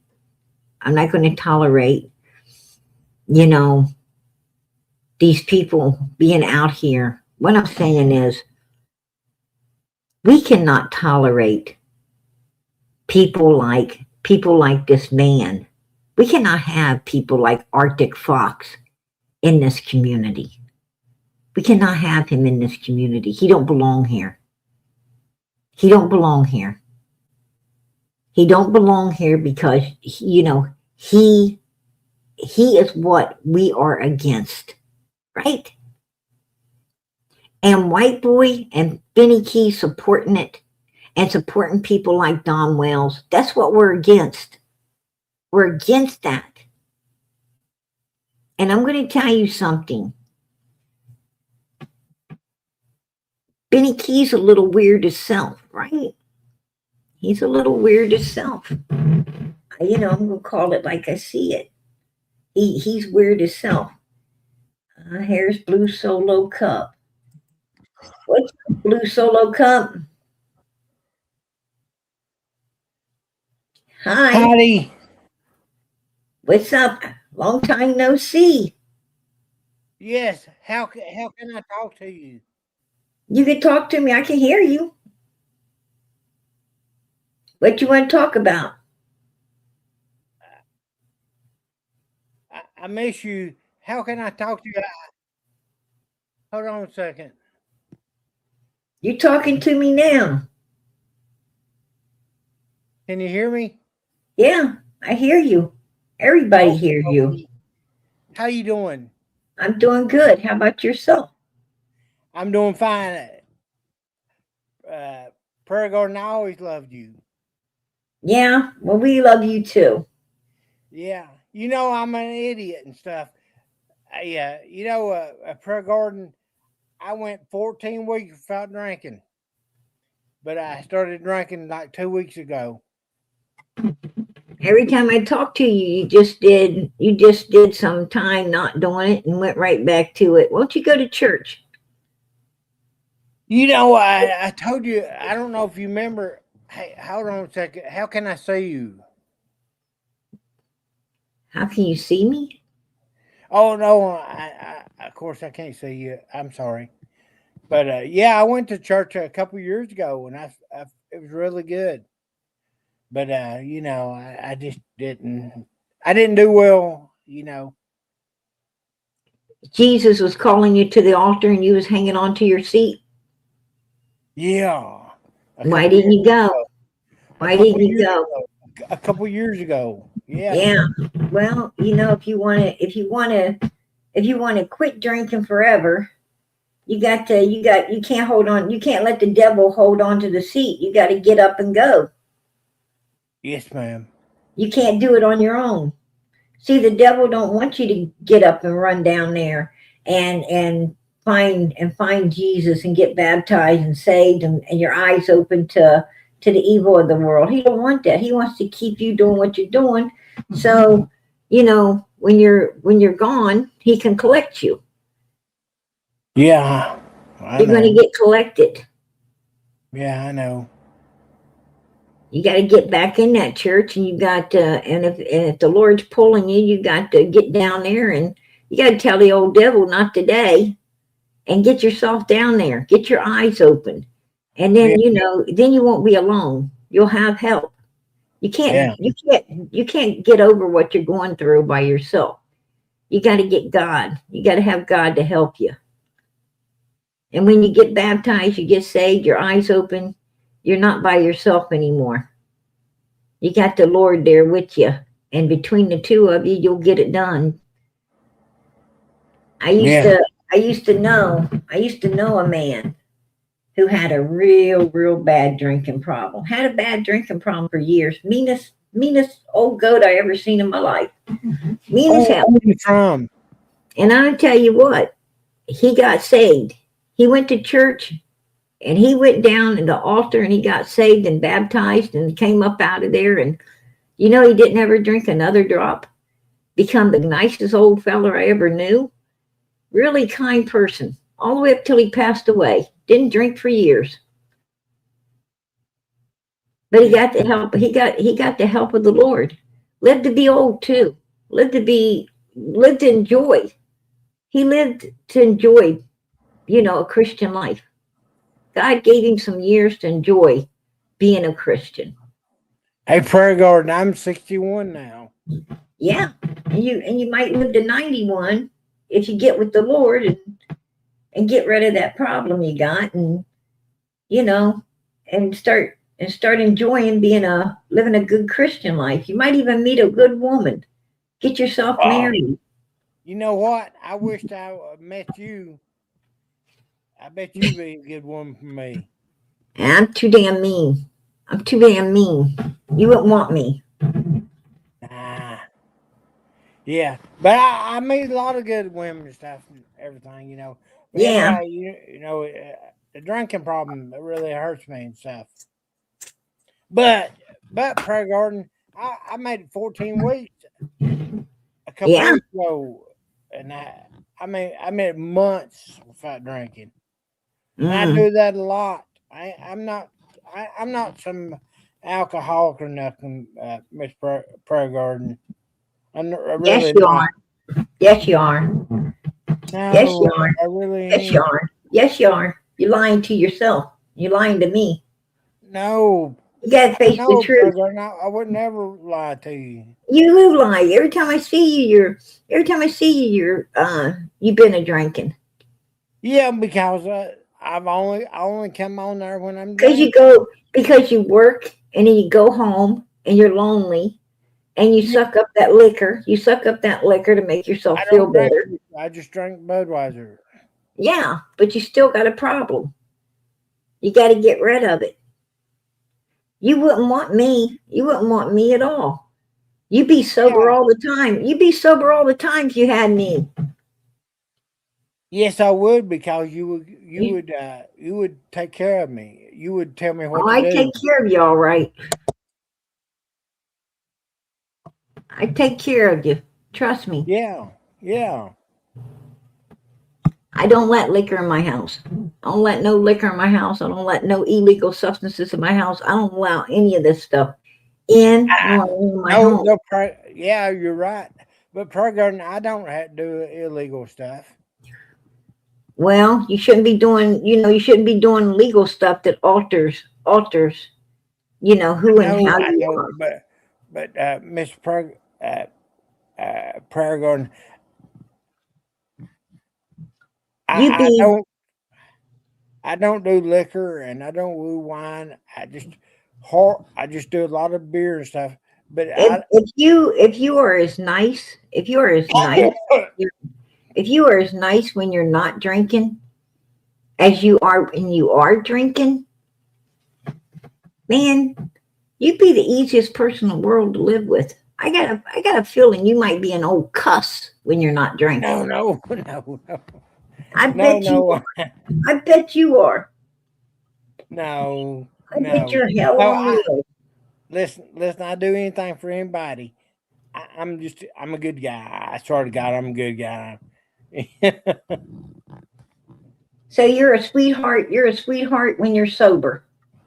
You daggone right I am. And you know what? Why do you drink? Why do you drink? All a woman wants is a sweetheart like that.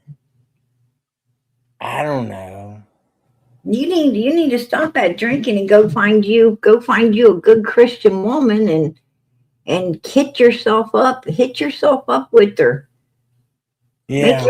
Make your life, right now you ain't got nothing worth staying sober for. So you're drinking all the time. You gotta No, find I just started drinking a couple weeks ago at Prayer Garden. you need honey, Yes, I know ma'am. you 4.5 years now.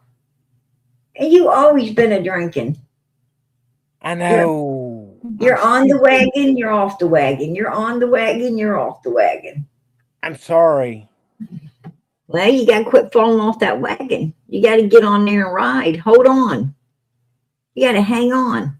14 weeks sober. Why'd you go back, honey? Yeah, I went 14 weeks. Yeah, I'm so proud of you. You need to do another 14. I will. So, how's Tennessee? I missed you, Prayer Garden. You're a good person. You're a good person. Yeah, I mean, I don't, how you doing? so how's Tennessee? Tennessee's pretty good, it always is. You been seeing Don Wells anywhere? Prayer Garden, I've never met him in my life. I apologize for everybody said I ever met him. I know I acted stupid and stuff. No, I've never met him in my life. You work construction and you ain't ever seen Don Wells at any site you worked on? No, I haven't. I'm a carpenter and stuff, but I may have seen him at Lowe's or something like that because they always wear white, love the drywall or stuff. But I've never met him, as far as I know. I'm sorry. I acted stupid stuff. I met him and stuff, You probably but I seen never him. had. Right. You probably seen him, but you didn't interact with him. No, sir. No, ma'am. No. Oh, okay. Okay. So, what do you think? Have you anybody seen him and stuff? Huh? Do you know anybody that's seen him and stuff? Oh, I hear he's not been doing. I heard that he ain't doing so good. I heard that, I heard he's I heard he's like fucking old, worn out. Everything's catching up to him. That's what I'm hearing. I don't know. I tell you what, Prayer Garden, I don't see nobody around here in Kingsport that's ever seen that old man.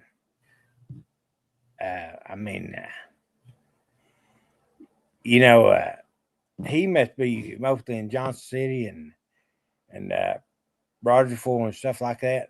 Right. I'm in Lowe's every day and Home Depot every day. Right. I ain't never seen that stupid ass son of a bitch. Well, I tell you what,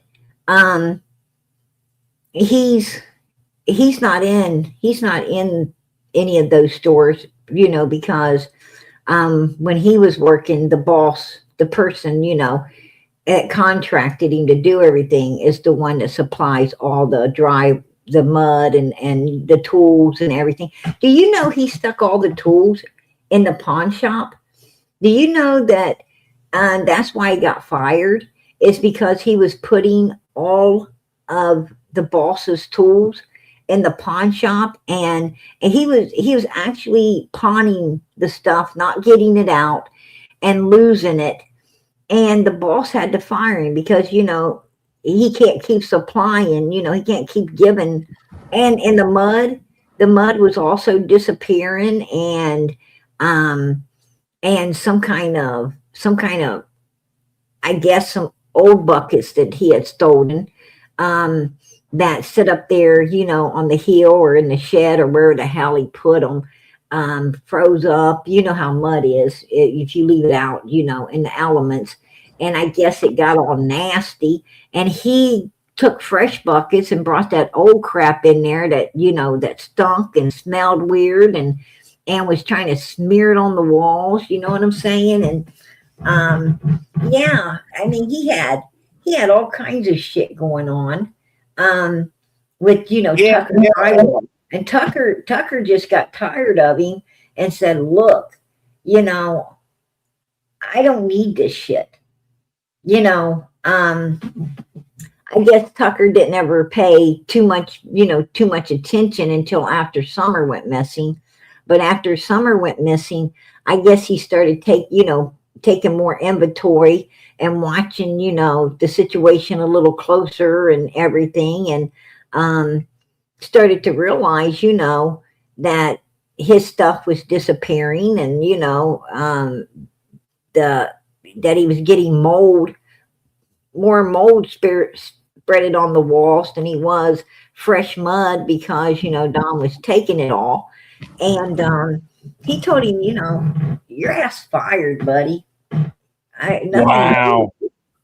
Yeah. I didn't know that, Prayer Garden. Yeah. Yeah, but, I noticed that he had a bunch of drywall buckets around his house.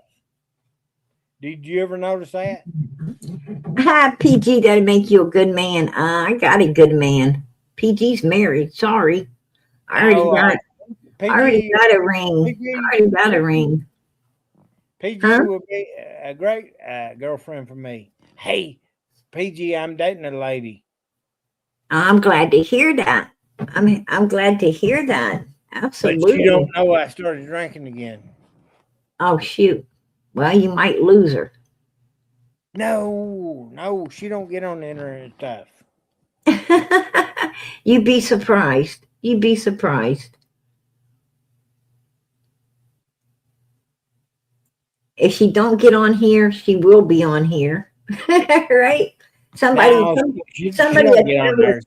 it's she's going to have a cousin or a sister or a niece or a nephew. She's going to have somebody that's seen you on here and say, "Hey, I seen him on PG's. Matter of fact, I seen him on PG's trying to get hooked up with her, and he was hooked up with you." Right? You're going to be in trouble. You're going to be in trouble. Hey, Prayer Garden. People do see you on the internet and stuff. Yeah, they do. You're My busted. little niece said that, and stuff. She Man, told me. You are busted, disgusted, and can't be trusted. Right? But anyway, Prayer Garden, I'm glad to see you and everything. To me, you're a very good person, and Glad to see you too. let me tell you something, Prayer Garden. Most people on here are a good person. Y'all get in arguments and stuff, and hate each other, then love each other, and hate each other, and love each other. But you're all good people. You're all good people I meet on here. I mean, you know what I'm saying. It just goes back and forth. Most of us are good people. Most of us are. I'm not gonna deny that. Most of us are. But there's a few of us that ain't. I know, Prayer Garden, but you people hate for one month you'll hate each other and you're gonna sue each other and you're gonna kill each other, and then another month you love each other and stuff like that. I'm gonna tell you something. You haven't ever heard me. You ain't ever heard PG use that word. I never. I'm going to tell you what, I'm one of those people, you want to dish it out, then you better be able to take it back. All right? Yes, ma'am. That's just the way it is. Okie dokie, Prayer Garden. I love you. I love everybody. I swear to God, I love everybody. I'm not against nobody or for nobody. I love all of y'all. We love you too. You know it. I'm going to say bye, okay? All right, sweetie. Goodbye. Before you get caught, you better get off of here. Okie dokie. I'm going to Bye. call your girlfriend. All right. Bye-bye. Hey, bye.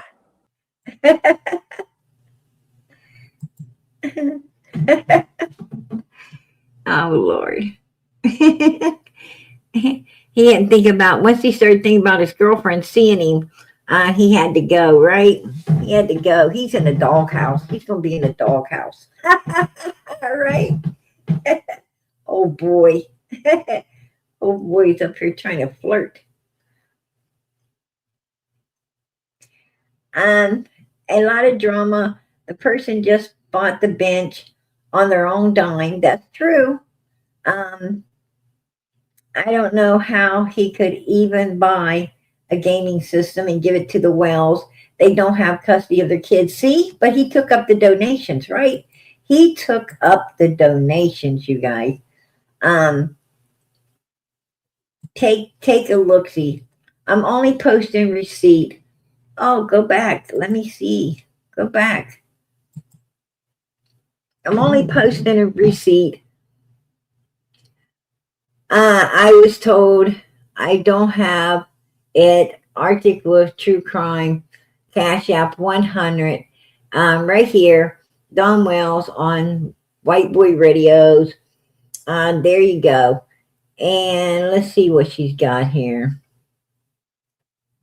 Don't look like she's got much.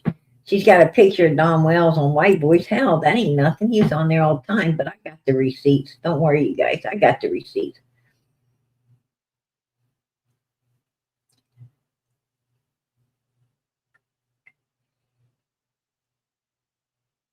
This is White Boy trying to get out of it all. But, you know, this is him. And he rewrote this. He rewrote this. I think I got the original, but he rewrote this right here and failed to mention, failed to mention a few things. But I got the original. Hey, White Boy, you mother freaking redone that. I don't understand how the boys could even play this if it was purchased. Don and Candace didn't go to their CPS obligations, so how would they get them? Maybe, and there's, there it is.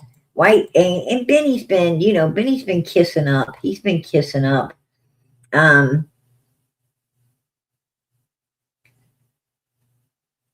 Yeah, Lisa K's right. I mean, it's the one time she is right, and he's denying a lot of things, but they wanted an $800. The gold was $800 for the Xbox, and hell, I don't even think an Xbox costs that much. I think they're somewhere around maybe about $500. And that's a brand new one. One of the best. So I don't understand that. But let me see here.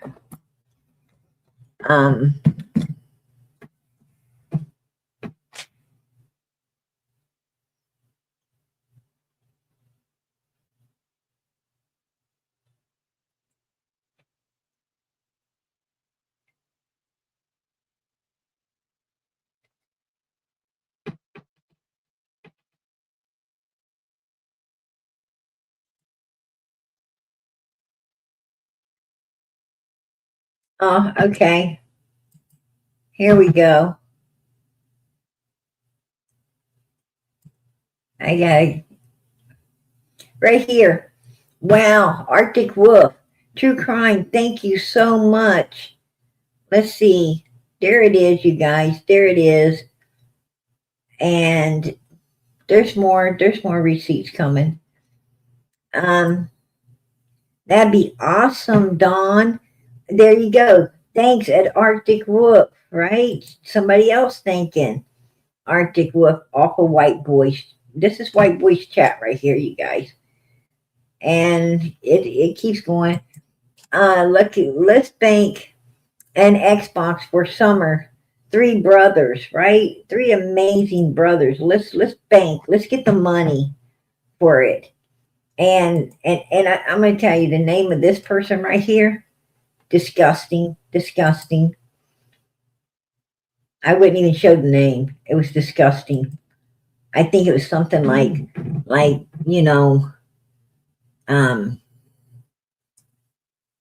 PP pants or something like that. I don't know, but it was just disgusting. So I didn't even show it. Thank you. Arctic Wolf, true crime. Wow, $100. So kind. So kind of you. Right? So kind to you. And I even got the receipt in here showing it didn't go to the Wells. It went to White Boy. Somebody tails on him.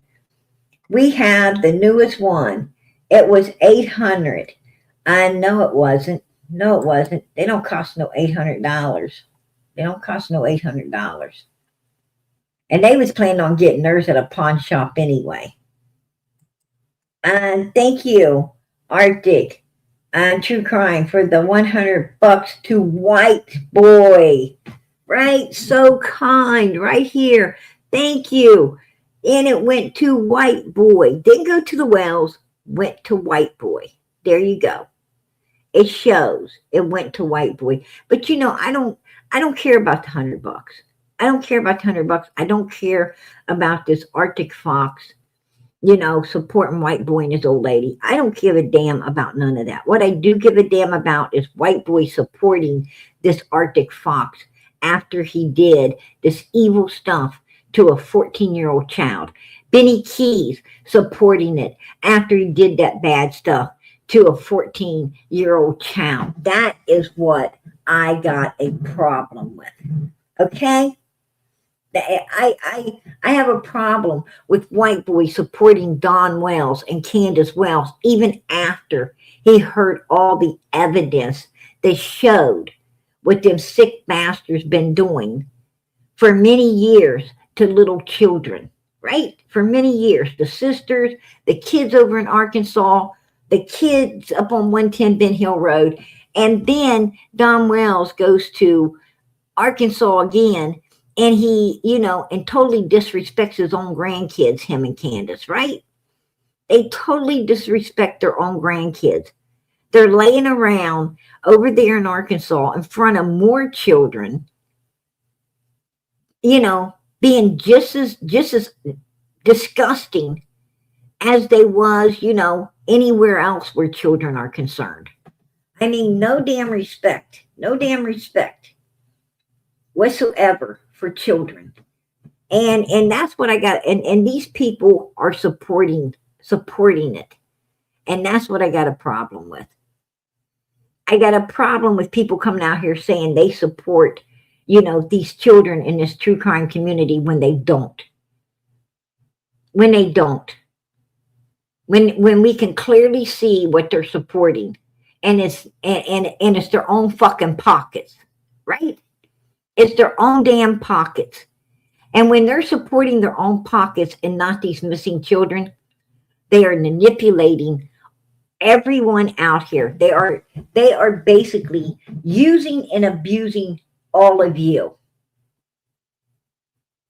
Right? They're using and abusing you. They're taking advantage of your mentality level. They're basically sitting there, they're not only using and abusing these children, but they're using and abusing all of these children's true supporters.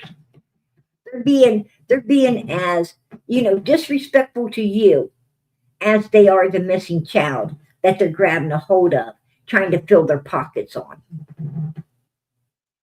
And that's the truth. That's just, how it is. And I'm going to call it out. Because you know what? I don't like them using and abusing these children, first and above all. And I don't respect them. And I'm not going to tolerate them, disrespecting all of you as well. They're not going to disrespect us like that. I'm not going to get disrespected. I'm not supporting these mother freakers. From this day forward, I will not support them because this other YouTuber was not a suspect.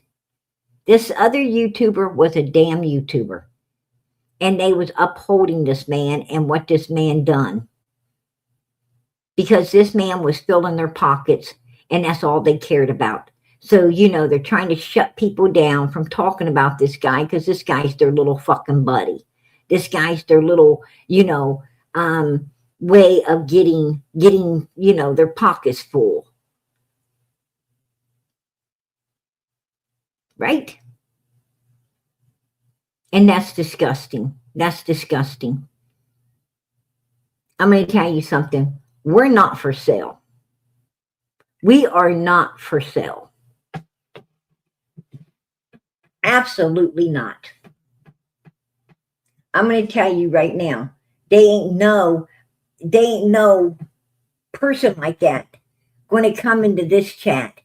I don't care how much they try to give. We don't want it. We don't want it. What we want is that person to get the hell out of here.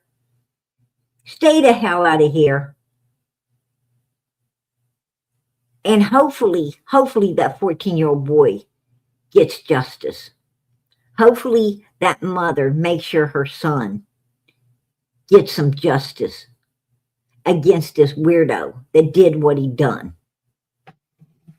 That's what I'm hoping. Just saying. Because that's what I want to see. I want to see that child get some justice. I want to see that child get some counseling and get back into its right mind and grow up to be something productive in life. Because right now, that child is on the wrong path because he needed someone to listen. Only the people listening were the wrong type of people.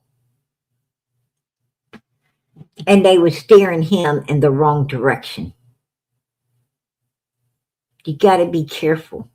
If you ain't paying attention to your kids, they're going to seek that attention somewhere else. And when they go to seek that attention elsewhere, it's going to be some weirdos that's not going to lead them in the right path. And by the time you figure it out, it's going to be too late.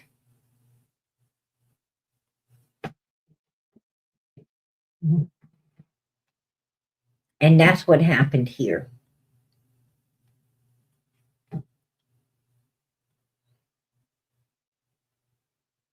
Absolutely second to none. Absolutely. But what I'm saying is you got wolves out here in this community in sheep's clothing. Benny Keys, a wolf. White Boy's a wolf. Arctic Fox was a wolf.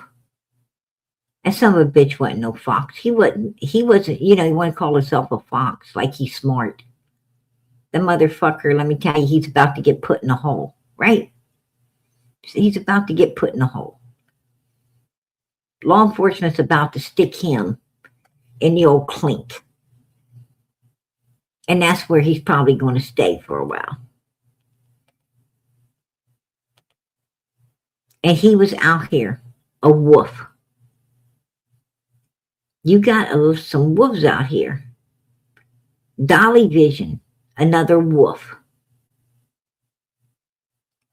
I'm going to tell you, when you start accepting things, when you start accepting, you start accepting stuff, pretty soon you're accepting too much.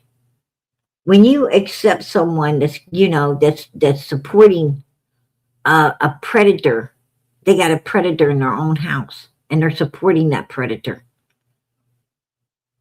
And you say, oh, make excuses for it. You make a big mistake. Don't make excuses for evilness. See it for what it is and see the person supporting it. Because a person that's got that in their house supporting that should not be talking about missing children. You can't have your cake and eat it too. Right? You can't do that. You can't say, oh, I support a predator, but I'm all for missing kids too. No, that ain't how it works. You're either on the right side or you're on the wrong side. There is no Mr. in between.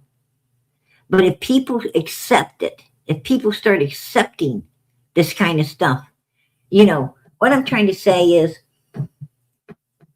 if you don't stand for righteousness, 100% righteousness, well, you ain't going to, pretty soon you're not going to be standing for nothing.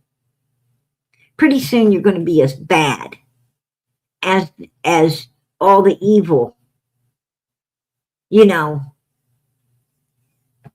that's out there. Because, you know, put it this way. When you get to the pearly gate, you're going to say, I didn't do it, this, and this. But God's going to say you supported it. And if you supported it, then you're just as bad. Right? I mean, the fallen angels, the angels that got kicked out with Satan, they weren't Satan, right? But they supported Satan. And they got kicked out too. What I'm trying to say is, you know, if you support it, then God don't want you. God don't want you. You can't support evilness. You got to be against it. You can't support it. You start supporting a little here and a little there, and before you know it, you're lost. You start supporting stuff that, you know, you don't stand for it, but you're supporting it. You're putting up with it. And no, God don't want us supporting it. He don't want us doing that. You know, and I'm not going to. I value my soul. I value myself and my soul. You know, too much to support that shit.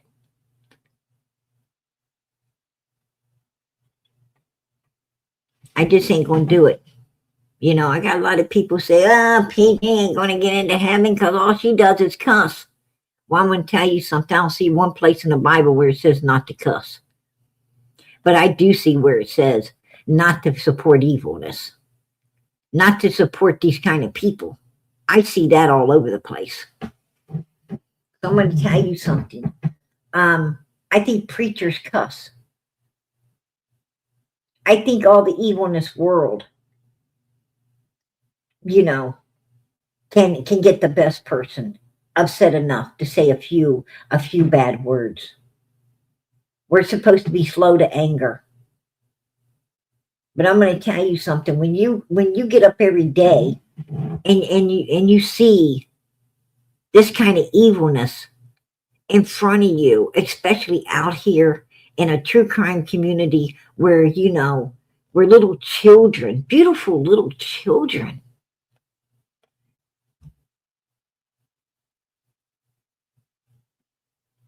are missing. And you see videos of them playing and laughing, or, you know, like some are crying and screaming. It is really hard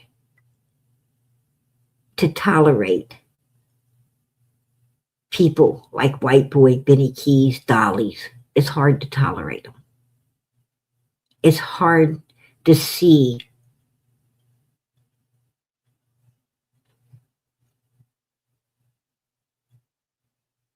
them sitting there, really not giving a shit, really not knowing the case. Dolly don't even know half the people's names. He didn't even know Robin's name in Summer's case. Right? The girl at the church. He says, that lady at the church, what? And he waits till somebody puts it in the chat. That right there lets you know He isn't here for these missing kids. He's here to fill his pockets up. He's here to drive new vehicles, to get RVs, to to play games, to bullshit everybody the fuck alone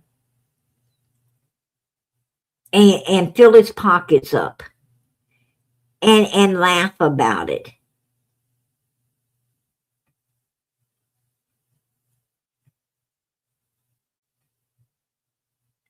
He made a statement.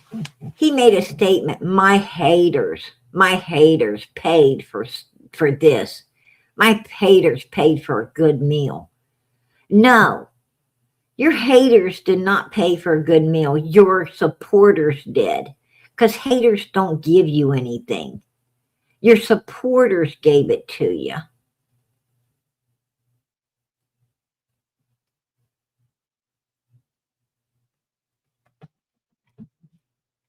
And you was calling them your haters, right? Your supporters are the ones that gave you a good meal. Your supporters are the ones that help keep the channel running. Your supporters are the ones. And instead of being grateful and appreciative and telling them how much you appreciated it, you said my haters. I have actually seen him say that if I don't get so many,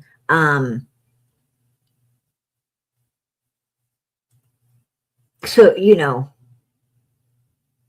if my supporters don't give out so many cash apps or support, so much support in one way or another, I'm just going to get off of here. I'm going to shut it down. He's pressuring his people. He's pressuring his people to give. He's going to shut it down if he doesn't get what he wants, like a 2-year-old kid, right? I'm going to lay on the floor and kick and scream until I get ice cream. Well, bitch, lay on the floor, kick and scream, right? Because your ass ain't 2 years old. You're like 52 or more.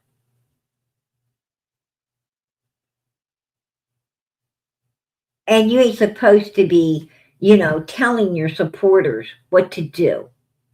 You're supposed to be grateful. If they can afford to give you anything, you need to be grateful that they gave you anything at all, right? That's what you need to be.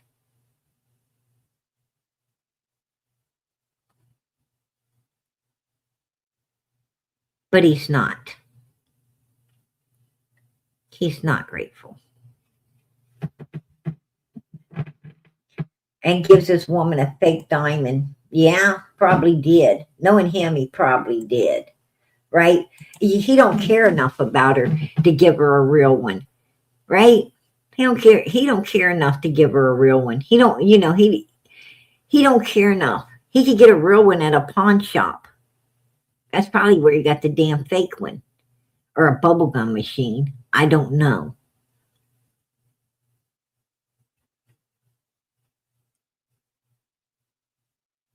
But he freaking ain't giving her nothing. Why is he not giving her nothing? He ain't giving her nothing. I'll tell you why.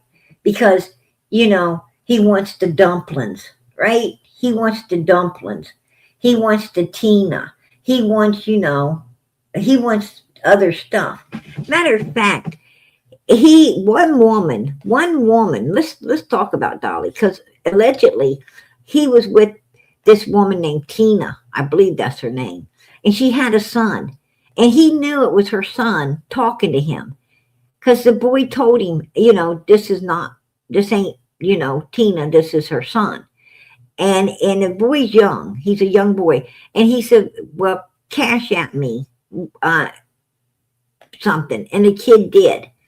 He said, so cash at me some more. And this kid ended up supposedly, allegedly cash apping him like $1,200. And this Tina said, hey, that was my son doing that, and he wasn't supposed to do it, and I want my money back. That's my bill money. And Dolly told her to go get, where? Go do what, right? He didn't give her none of that money back. Matter of fact, when Hunter and his dad, Andrew, was scamming everybody with Allison, right? Well, Dolly got in on that and had a bunch of people sending him money for Hunter and Andrew, and then he kept it all, right? He kept it all. He didn't give it to Andrew or Hunter. He built it up. Then he called them out so he could keep it all. And that's what his plot to do. That's what he was going to do the whole time. He was going to do that the whole entire time, because that's how that's how them type of YouTubers work. They're only out for their self and self-gain. They have no intentions of helping the person they said they was going to help.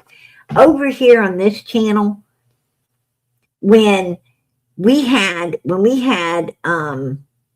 people up here that needed support, it went directly to the person. It went directly to them, to their Cash App, to their PayPal, to their Venmo. I told my people, do not give any of it to PG. Do not. Give it to me. Give it to them. And it went directly to them. Right? Because I'm going to tell you what, I'm not that type of person. If somebody needs help, I want them to directly get it. It's their help, not mine. It's theirs. Do not give it to PG.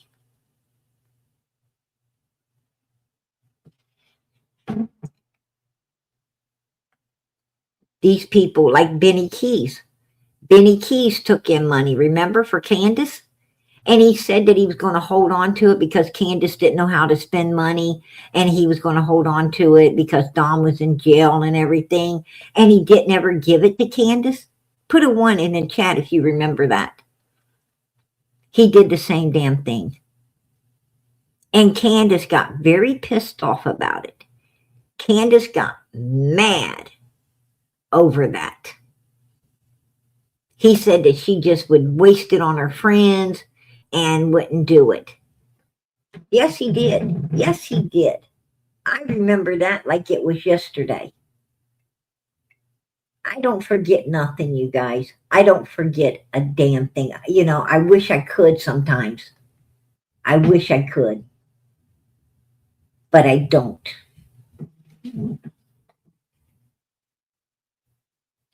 I don't like people like that. I don't like people like that.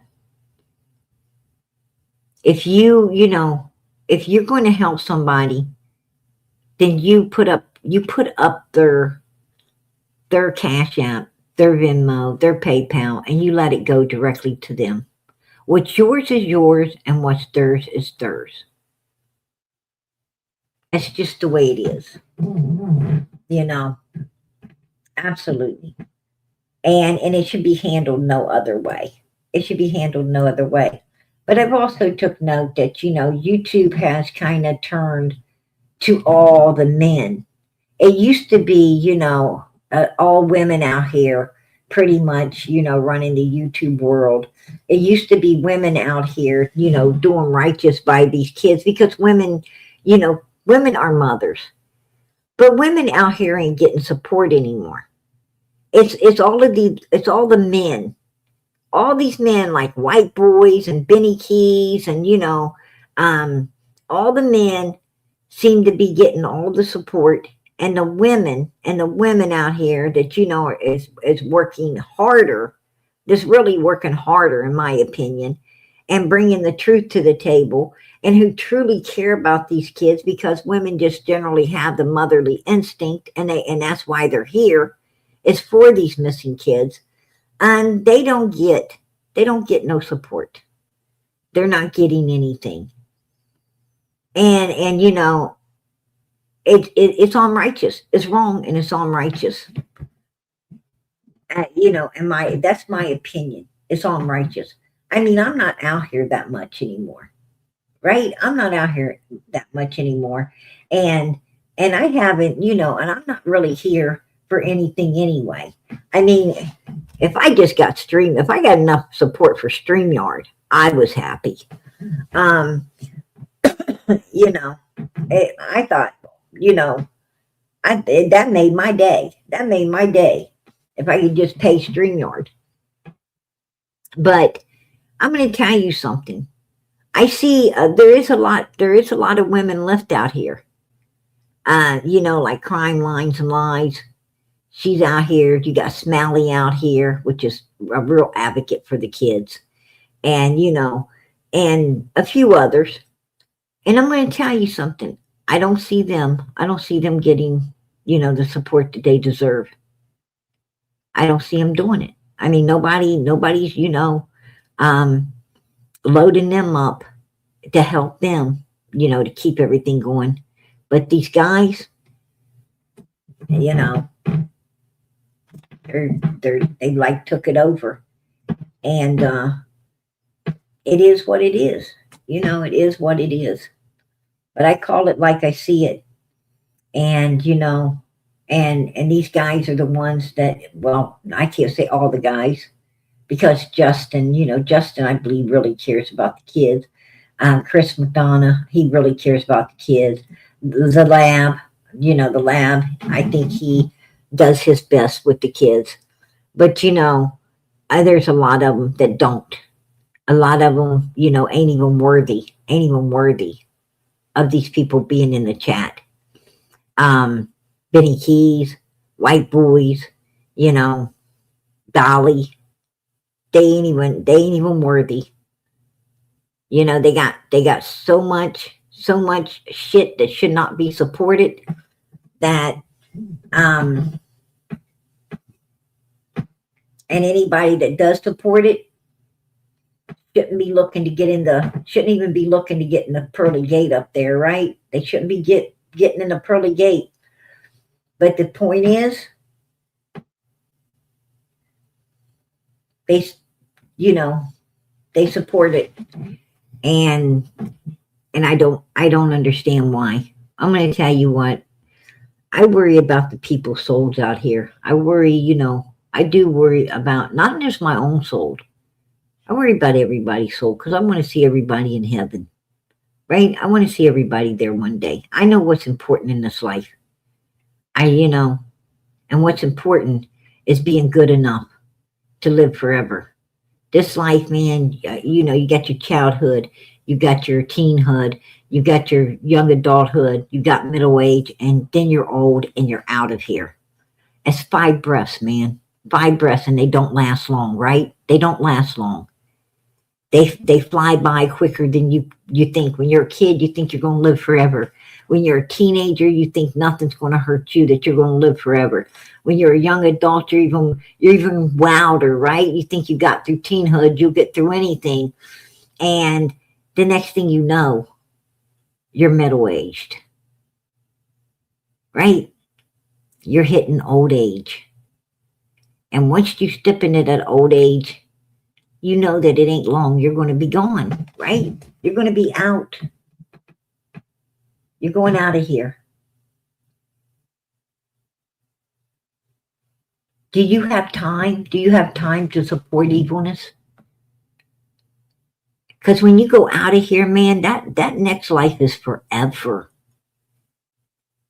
Whether it be in hell or it be in heaven, that is eternity, baby.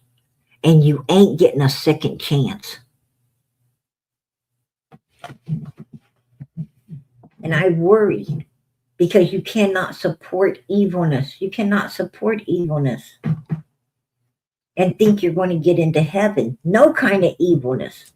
You haven't got time for it. And when people want you to support evilness, they're manipulating you. They're trying to take you to hell with them. Really? Oh, hell no. I'm not that stupid. You going to hell, you going on your own. I ain't got time for it.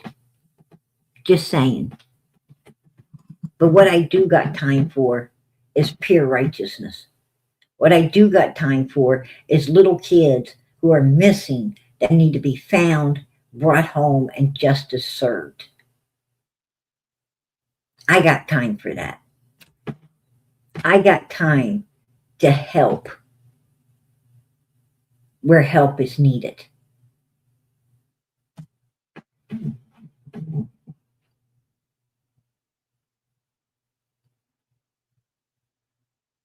And I am a full believer.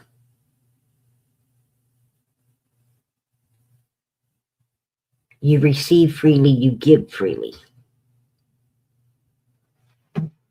You don't sit around and try to use and abuse missing children's names, and then try to use and abuse all the good, kind-hearted people who really care about these kids to fill your pockets. You don't do that.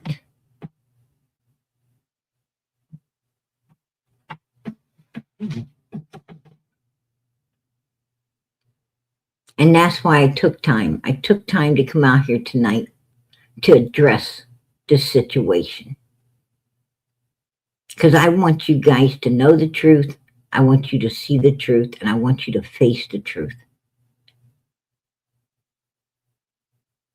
Not for me, for yourself. If anybody here supports Dolly, who has a predator in his house that he's supporting, and then tries to say, I'm supporting missing kids. No, it don't happen like that. He don't, and you've heard him, and you know how much he messes up. He don't even know the cases.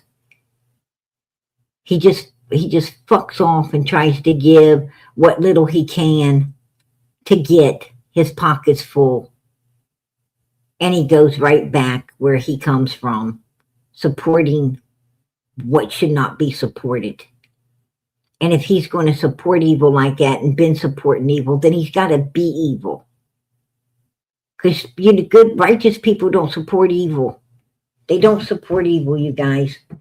And Benny and White Boy supporting this Arctic Fox, who is evil.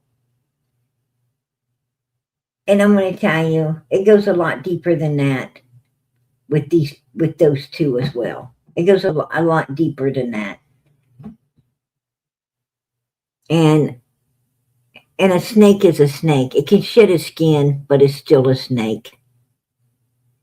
Just because you come back out here and try to disguise yourself as, yourself as something else, doesn't change who you really are. That's all I'm saying.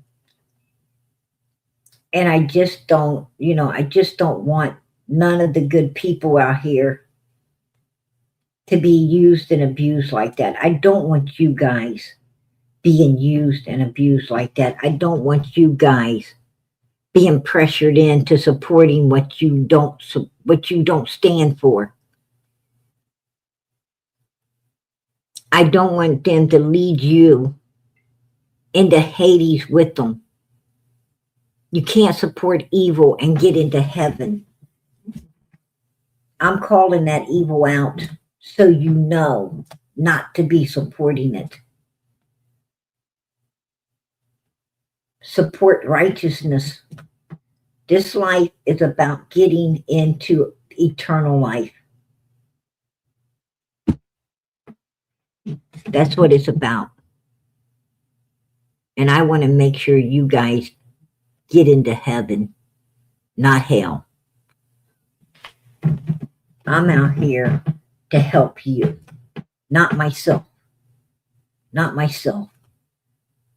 I don't support that shit. I don't support it, and I don't want my people supporting it either. That's what I'm trying to tell you. I worry about your soul. There ain't a whole lot of people going to worry about your soul. Trust and believe me.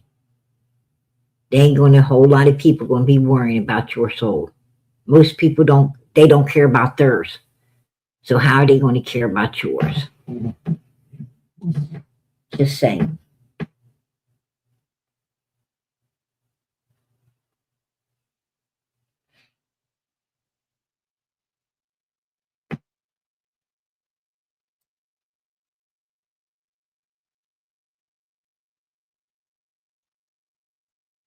I heard that. Abigail, I'm sorry, sweetie. I did see it as it first showed popped up, but we were busy in the conversation, and I did not forget your blessing that you put upon Summer's channel tonight, and I appreciate it. I truly appreciate it, girl. God bless. I appreciate you supporting her channel. Absolutely. I appreciate each and every last one of you who support Summer's channel. It is a blessing. And show poodles, I appreciate that. All right, became a YouTube member. Absolutely. Hey, I appreciate that too. I appreciate that you feel this channel's worthy to become a member of. God bless. God bless.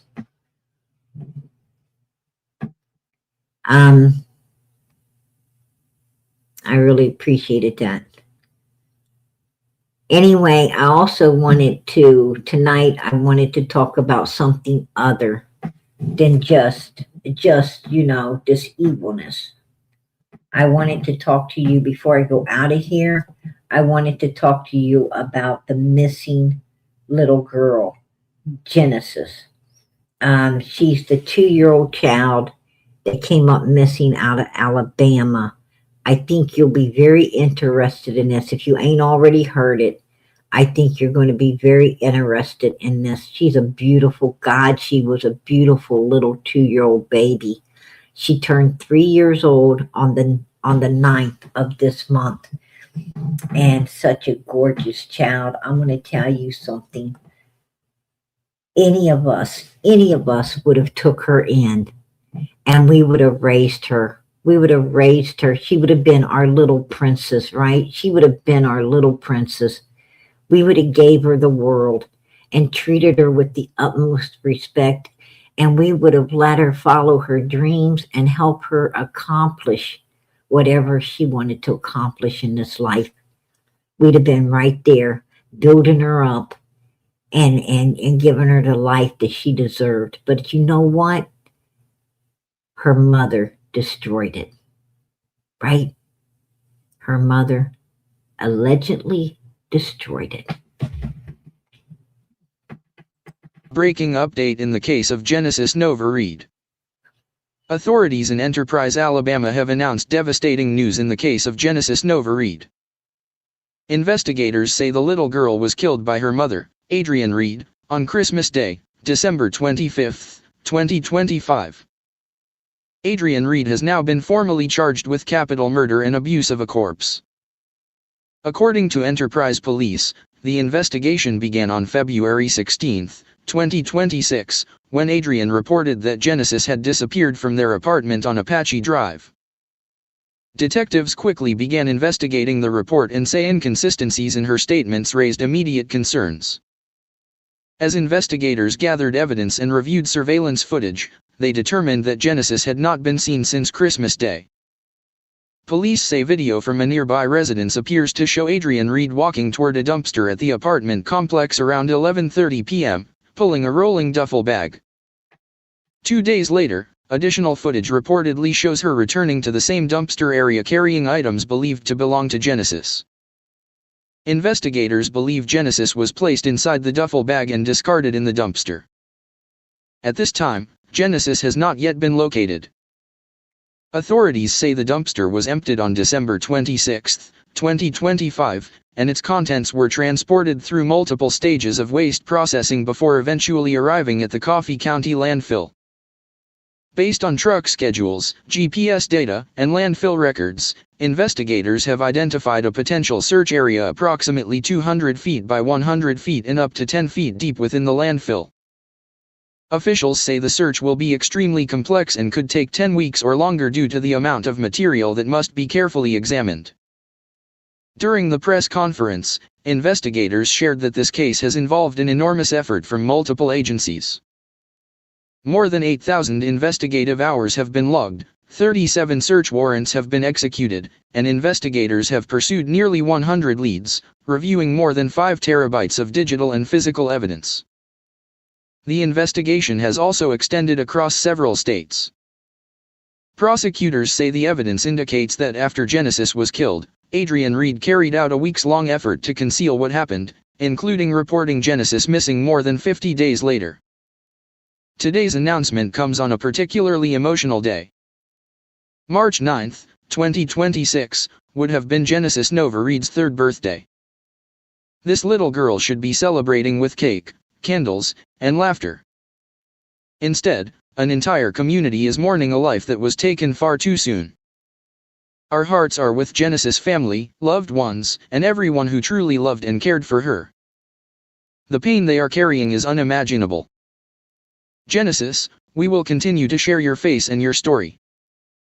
You will not be forgotten, and we will continue to stand with those who loved you and who are fighting for justice in your name. Justice for Genesis Nova Reed.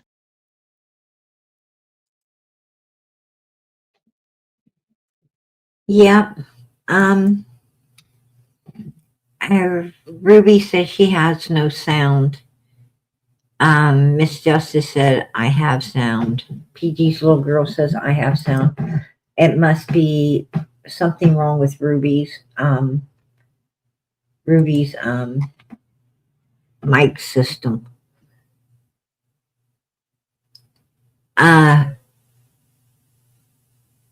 Anyway, this is the beautiful, beautiful little girl that mommy allegedly put in a duffel bag, one of them big roll type duffel bags, like a sporting bag, and took the little girl out on Christmas Day. Jesus' birthday, takes her out, supposedly throws her into a dumpster, right? And the very next day, she comes out, throws all of her toys and stuff away, right? And she was, and she went out in the woods by the apartment building and burned a bunch of stuff too, right? And a mattress and some other things. Kind of reminds you of Don and Candace Wells, right?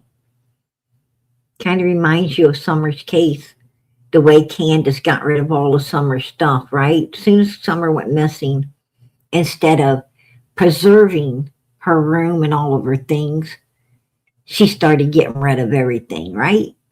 Giving it away, selling it, throwing it away, giving it away, donating it. She just, she wanted Summer out of there.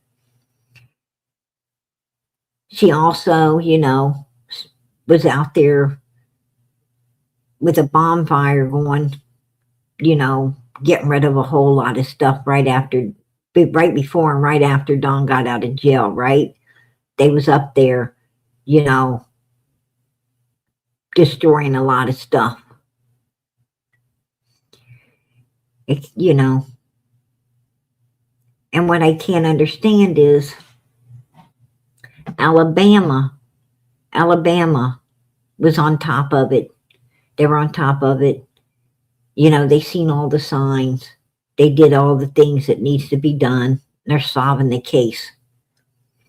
They seen the inconsistencies in the mother's story. They arrested her, right? They arrested her for those inconsistencies, put her in jail, and they're solving this case. And I'm sure that Hawkins County seen the same signs, all the same stuff. And you got to wonder.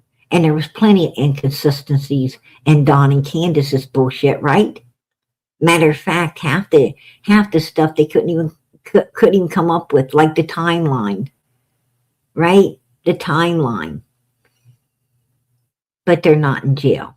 They wasn't ever put in jail for their inconsistencies. Hell, they wouldn't even put in jail for coming out and saying they allowed their boss to do horrible things and had videos that was being sold for $5,000 of Summer in the videos. They wasn't put in jail for anything. We know now that the boys, one or two or maybe all, told about SA going on up there. And they just took the kids to avoid, to let the Wells avoid prosecution. They didn't even get prosecuted for that. They didn't get put in jail for that. You got to wonder what the fuck's going on here, right? You got to wonder what the hell's going on.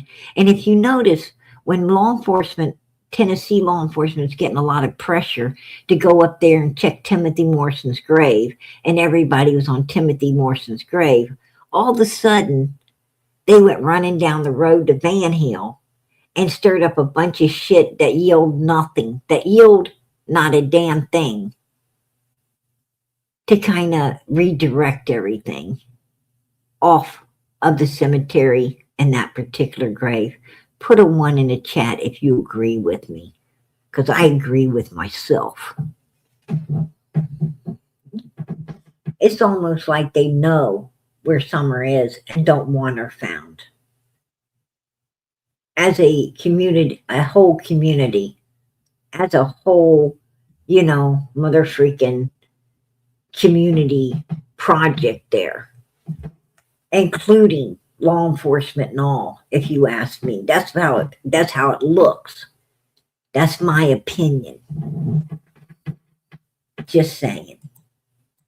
It don't look right. And it hasn't looked right from day one. It didn't look right when law enforcement was hand-picking a few to do the searches. It didn't look right when they wasn't looking anywhere else except on 110 Ben Hill Road, the whole duration of 4.5 years, right? With the exception of Van Hill Road. That's the first time we've seen Summer's case go off of 110. The first. We haven't seen it leave 110 before. And the only reason I think it got, directed into to that other area is because law enforcement doesn't want to check that grave site. They don't want to check that grave site. Supposedly they use a red pickup truck to go to Van Hill Road. But they get a court order to go into this person's home. It don't make no sense.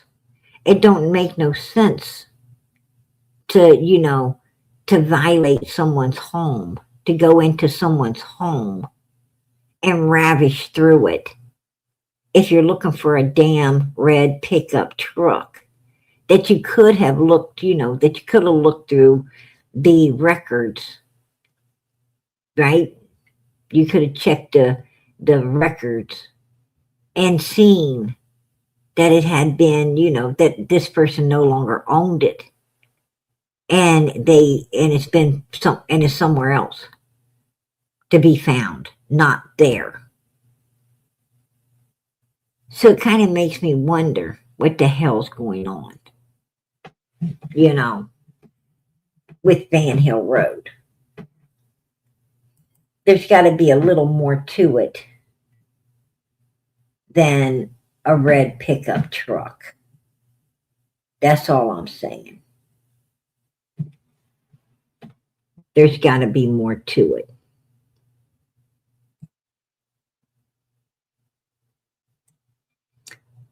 She needs to be found. And I think she will.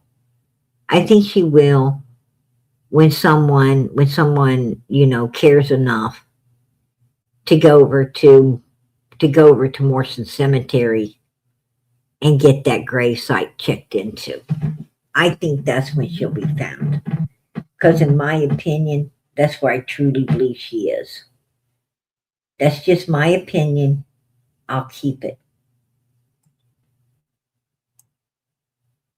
I think Andy left Ben Hill Road. I think he married up some, you know, some other woman. I think he kind of wanted to change his life around a little bit, you know, do some good instead of evil. And I think he told. I think, you know, I think he wanted Summer to be found. I think he wanted her to be laid to rest. I think he wanted to let the boys have closure. I think, you know, he started to grow a little bit of a conscience and told some truth. And no one, you know, and no one wants to listen. No one wants to listen. I think there for a minute, they thought that they were going to have to listen because the pressure was on. And they were really keeping an eye on that cemetery. But, you know, I think they believe now. I think they believe they got law enforcement in their pocket. I really believe that these people believe that they got law enforcement in their pocket. And if they do, then Summer will not be found until law enforcement gets out of their pocket, right? Until new people come in that's not in their pocket and want to solve the case. Or maybe cold case comes in and picks it up and takes it over. Or somebody decides to just go up there with the equipment and run it over that ground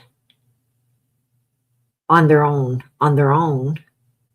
and find out what's in it. And then law enforcement will have no choice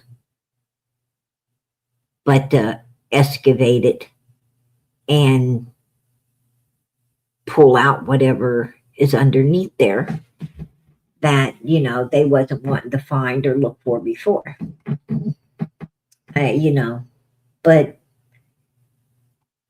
if Summer will be found when God wants her found.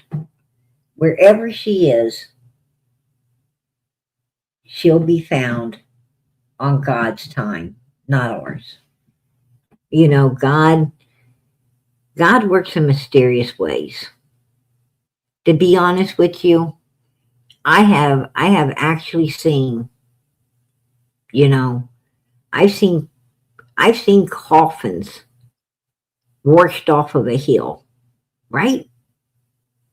I mean, I've seen storms that have washed coffins that were buried off the side of a hill. They were buried one day, and then they were down on the road or against trees the next time you seen them, right? If God wants Summer uncovered, he can uncover her. He could put that whole cemetery down on Beach Creek Road. He could put the whole thing down there. And whatever's there will be found. I have faith. I have faith.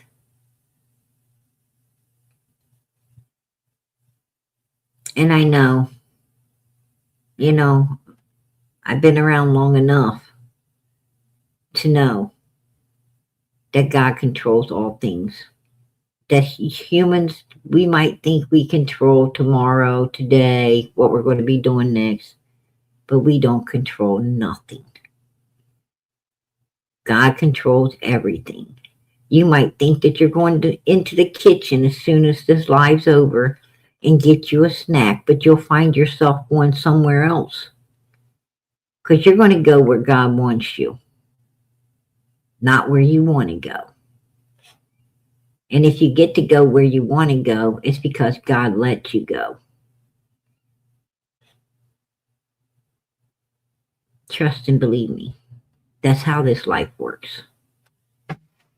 We don't call the shots. God does. We just go. We just go with the flow. That's why I don't complain. I don't worry. Nothing bothers PG. When I'm stuck somewhere, I just look around. I say, God's got me here for a reason. I'm going to enjoy it. I don't get mad. I don't start blowing my horn. I don't start acting all erratic. I just take it easy.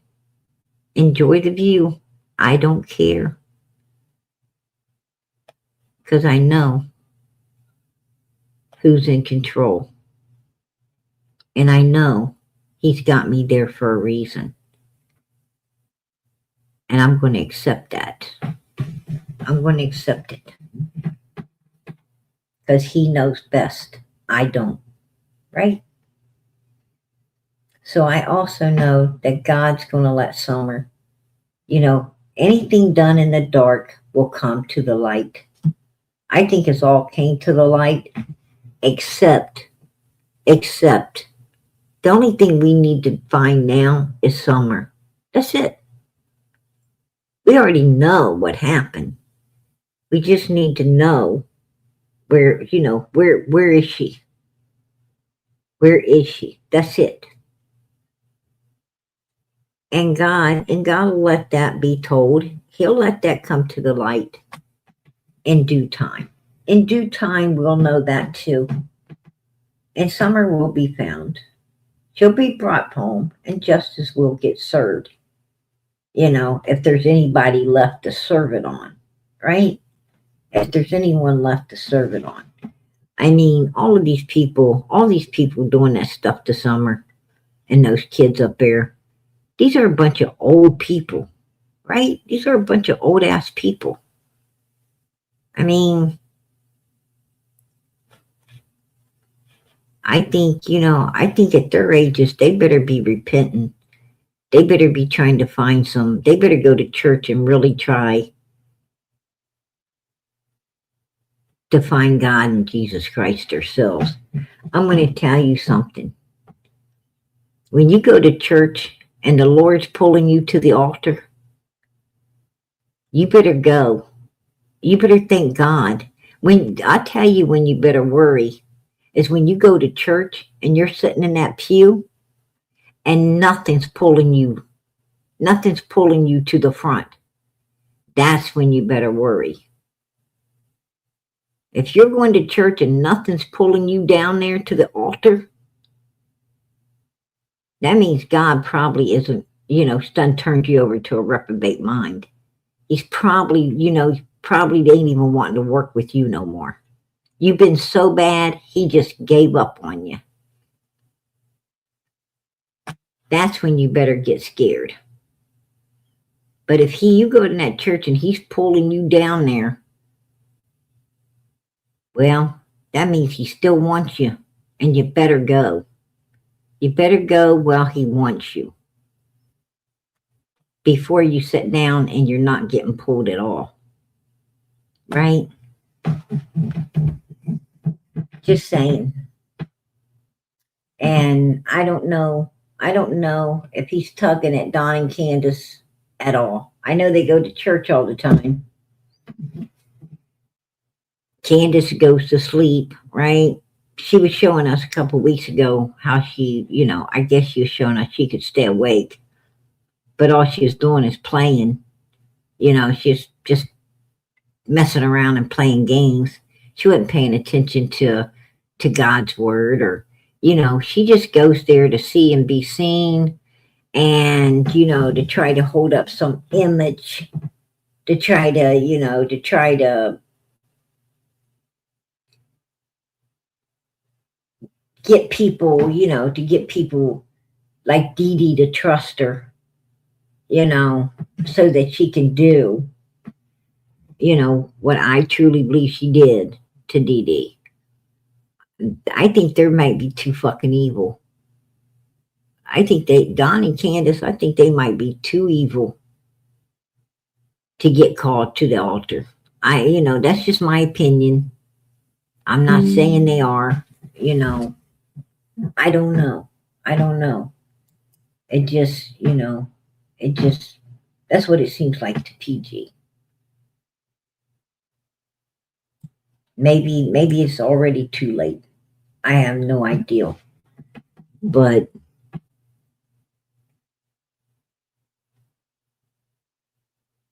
the funny thing about good people, I tell you, the funny thing in this world is when these evil people do evil to righteous people, like Summer. Little Summer would still want to see. She would still want to see those evil people in heaven. That's what makes her better than them. She still want to see them in heaven, right? It's funny how good people still want to see the bad people living in heaven forever. They still wish good for the people making their life pure hell. It's sad. But that's how you know you're better than someone else. Is when you wish the best for them and they're wishing the worst for you. That's what separates heaven from hell. Keep being the good person, you guys. Keep being like a child, like Summer. Keep wishing the best for the worst. That's what we're supposed to do. PG's going to head out of here for the night. I just wanted to give you the update on that, on the little girl, Genesis. Beautiful child. And they're definitely, the prosecutor, he talked. He's the fourth picture. If you're looking at the screen, he's the fourth picture to the end. And he said he's definitely seeking the death penalty in this particular case. There's two options: life in prison without parole, or the death penalty. He said he is definitely, in this case, going to seek the death penalty. He made that clear. And as they said, the one that was supposed to be loving and protecting this little girl is the one that allegedly destroyed her. God be with us. God be with us, you guys. Because this world's getting worse. It's not getting better. We pray for it to get better, but it's not. Right? And we see that it's not. And we quit praying. We quit praying for this world to get better now. Now we're praying for the Lord to come, right? We're just praying for Jesus to come and take everybody that's worthy away from here. We're praying for the Lord to come Not to make it better anymore, because we understand that it ain't getting better. It's only getting worse. We don't like it. We don't like being here. And we can't wait to go home. We can't wait for the Lord to come. We can't wait for the rapture. We wanted the rapture yesterday, right? If we had it our way, it would have came yesterday. Because we're just tired of putting up with evilness. We're tired of this.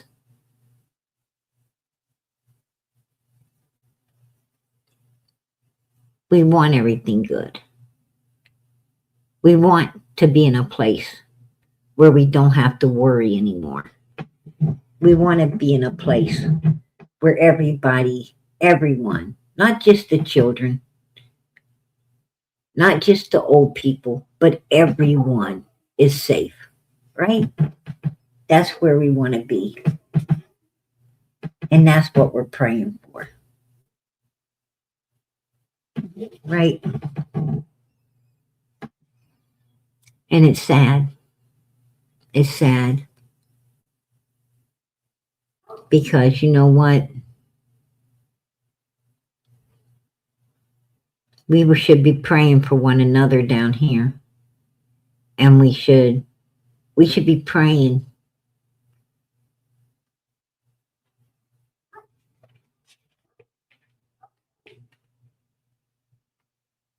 just for the normal things. We should be praying, praying, giving thanks for the food we get, the roof over our heads. We should be praying for normal stuff.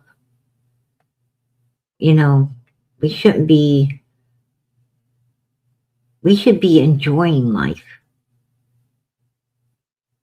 We should be enjoying life. We should be, like the people did before. When you hear about history, these people saying, oh, I didn't have to come home till the street lights were coming on or going off or whatever. What kind of beautiful life was that? You can't trust your kids. You can't trust your kids to go out in the middle of broad daylight, let alone stay out until some street lights come on or off, right? You can't trust it. You can't take your eyes off your children.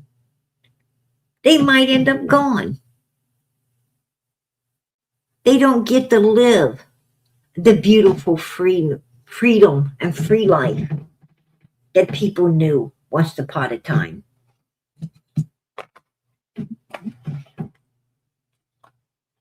Because evil has taken over.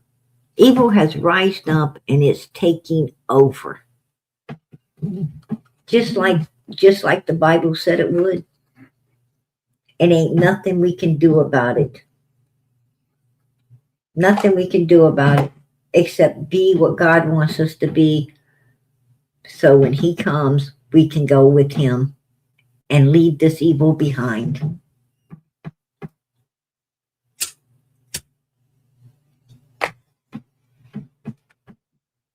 I'm going to tell you, I like to see the good.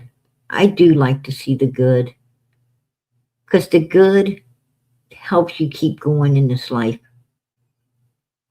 When I see this little girl, I see a little girl that's where we're wanting to go. In some way, that helps me. That helps me to not want to cry so much for these children. It's the little bit of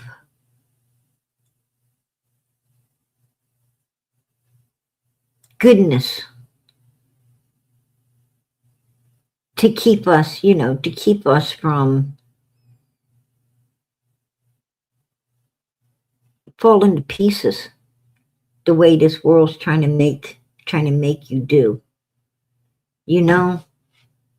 I look at these these children like Summer, and I look at this little girl here, and I'm going to tell you, a lot of times you just have to see the good part in order to keep going out here with these cases and stuff, because it's so hard. It's so hard. If you look at, if you just look at all the bad, I don't know, if I could continue to do what I do out here for these kids, if I just had to see, evil destroying them and all of this, bad side of everything. I have to look at the good side, and the good side is that they are in heaven. They are safe. This little girl, she's safe now. She's where we all want to be. And we all have to, if the rapture doesn't come, then the only way to heaven is to die. And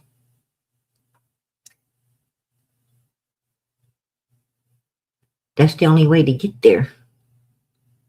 And and they did it. They've already done it. One of the hardest things that people find to be the hardest thing to pass away in this world. A lot of people are scared of it. They're so afraid to. I've seen people really scared to pass away. But you got to do that to get to the next life. Passing away shouldn't scare people. It's where you're going that should scare you. It's where you're going to go that you should be afraid of. And hopefully, you're going to go to the righteous place, right?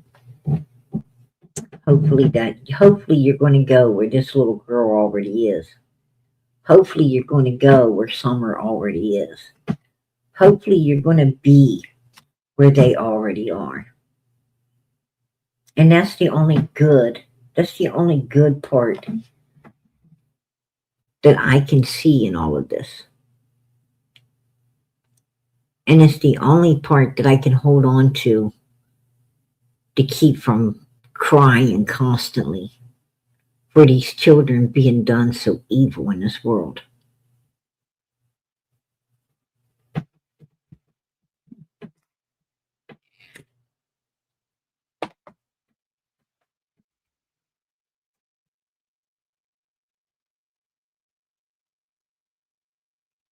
This little girl had a future. It's gone. It's gone. And it's gone because of that woman right there on the end. It's gone because of pure freaking evilness. What made her do what she did, I don't know. I don't know. I don't want to know. I don't want to know what made her do what she did. Because even if I did know, I couldn't understand it. Because you ain't going to ever understand these evil fucking people and what makes them tick. Because you're not like them. And you got to look up and thank God you're not. I wouldn't want to be like them. I wouldn't want to. What I see is a beautiful little girl that any of us would have took in, and we would have gave a good home. This woman did not have to destroy that baby. She had other options, and she didn't take them. And that's why I don't care if they put her in prison forever and a day. I don't care. She had no right doing that. None. You know how much I love my baby. There is no words that can measure how much I care about my child. None. I bet you have no words that can measure how much you love your children and your grandchildren, great-grandchildren. I bet you 10 to 1. You could have no words that can measure it. Because that's how much you care.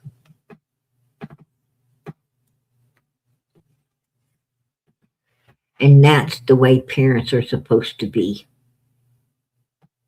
And that's why you will not ever understand. Even if she told us, we cannot understand it.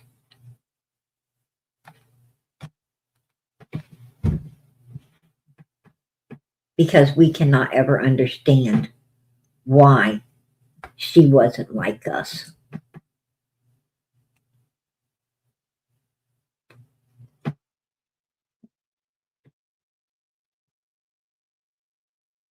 It's hard. It's hard coming out here looking at evil people like this. It's hard for me to look at her face and know what she done to that baby. It is so hard.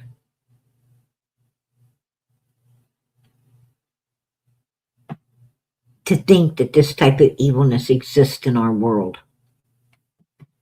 It's so hard. It's so hard trying to understand why these children ain't taken away from these people before this happens. I'm sure Child Protective Services was in this house before this ever happened. And they still left the child there until it did. Just like they left Summer.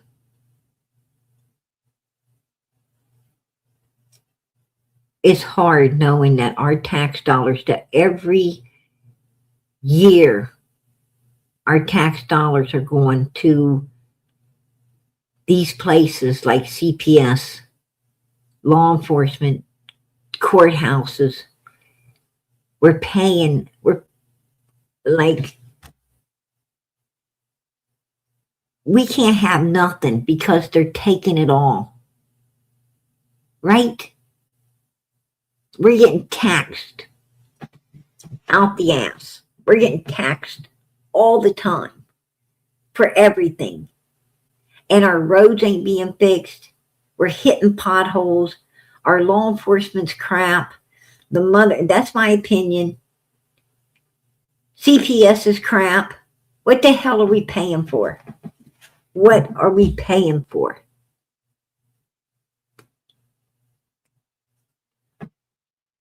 I'm going to tell you something. We got a lot. We got a lot going on in our world. We got a lot of things that need to be addressed. And I'm going to tell you something. If we don't address what we're paying our taxes for, if we don't address that first, then we can't help these children. We can't help this little girl. We can't help Summer. We can't help nobody if we don't make our system better. Because we can't go in these people's homes and take these kids away and just raise them. We're not allowed to do that. You know, but we pay taxes so CPS can and the court system can. You know, and they're not. And they're not. And that's what needs to be fixed. What needs to be fixed is our system. If we get our system fixed, then Summer wouldn't have been there for them to destroy. This little girl wouldn't be there to be destroyed.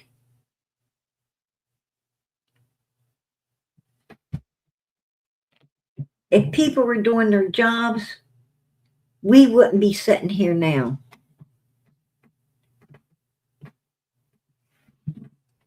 We got to fix what's broke, and that's the system.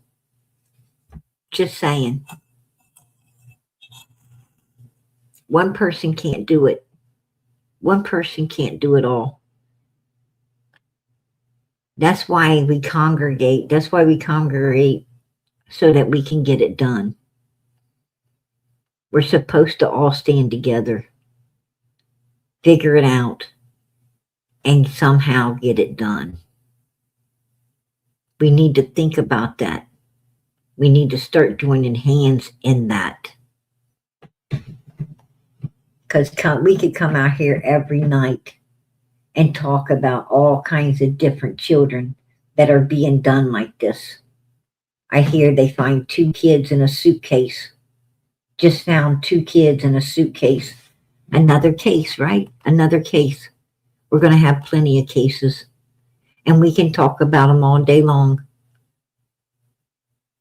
But until we get the system fixed, we're going to keep talking. And it's not going to be about Summer. It's not going to be about Genesis.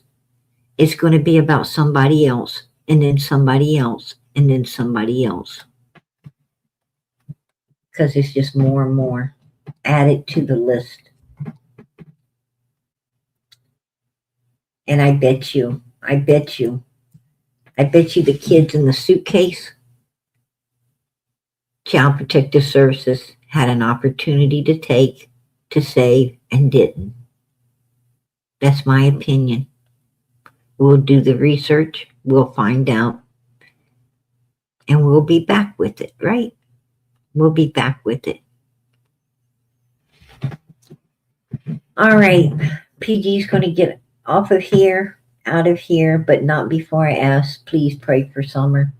Pray for this baby. Pray for their family. Pray for their family. She's got a daddy, a grandmother. She had people that loved her very much.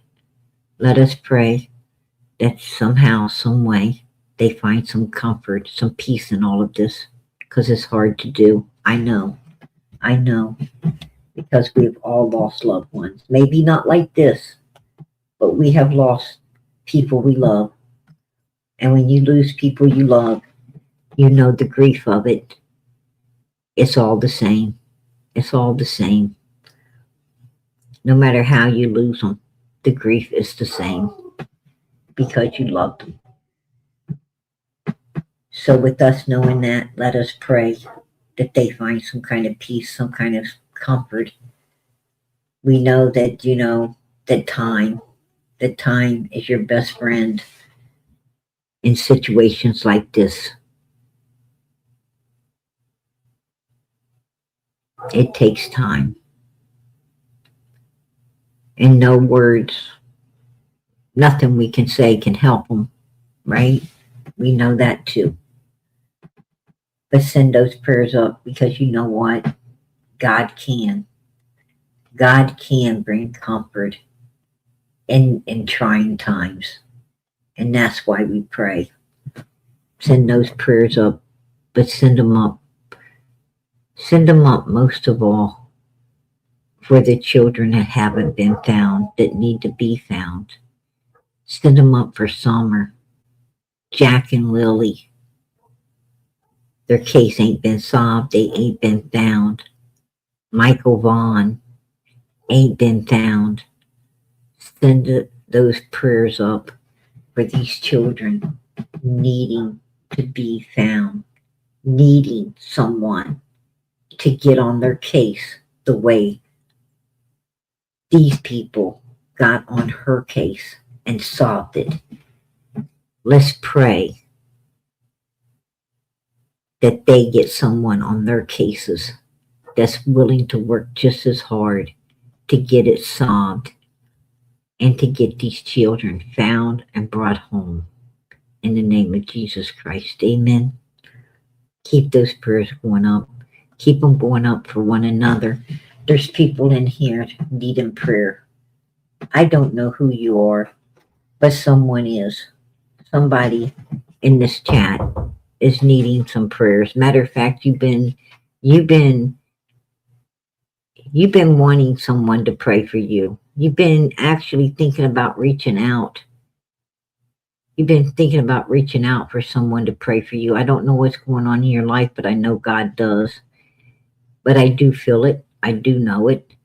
And whoever you are, I just want to let you know everything's going to be okay. You got people praying for you. Whether you know it or not, you do. And everything's going to be all right. That's what the message I'm sending out to you, whoever you are. So you know who you are. I don't. God does. So I just want to send that message to you. All night, something's been bugging you. I don't know what it is, but I could feel it. So whoever you are, know that your prayers are being heard. People are praying for you, and everything's going to be okay. Let us pray for one another, you guys. There's people counting on your prayers. They're counting on your prayers like this person who I'm speaking to now. They count on your prayers. So send your prayers up. Don't say I will and don't, because that's a lie. Say I will and do. Because that's what that's what God wants you to do. That's what you're expected to do. If you don't want to pray for people, just say, hey, I don't want to. But if you say you will, please do. In the name of Jesus, please do. It only takes a second. Good night, everybody. God bless. Much love.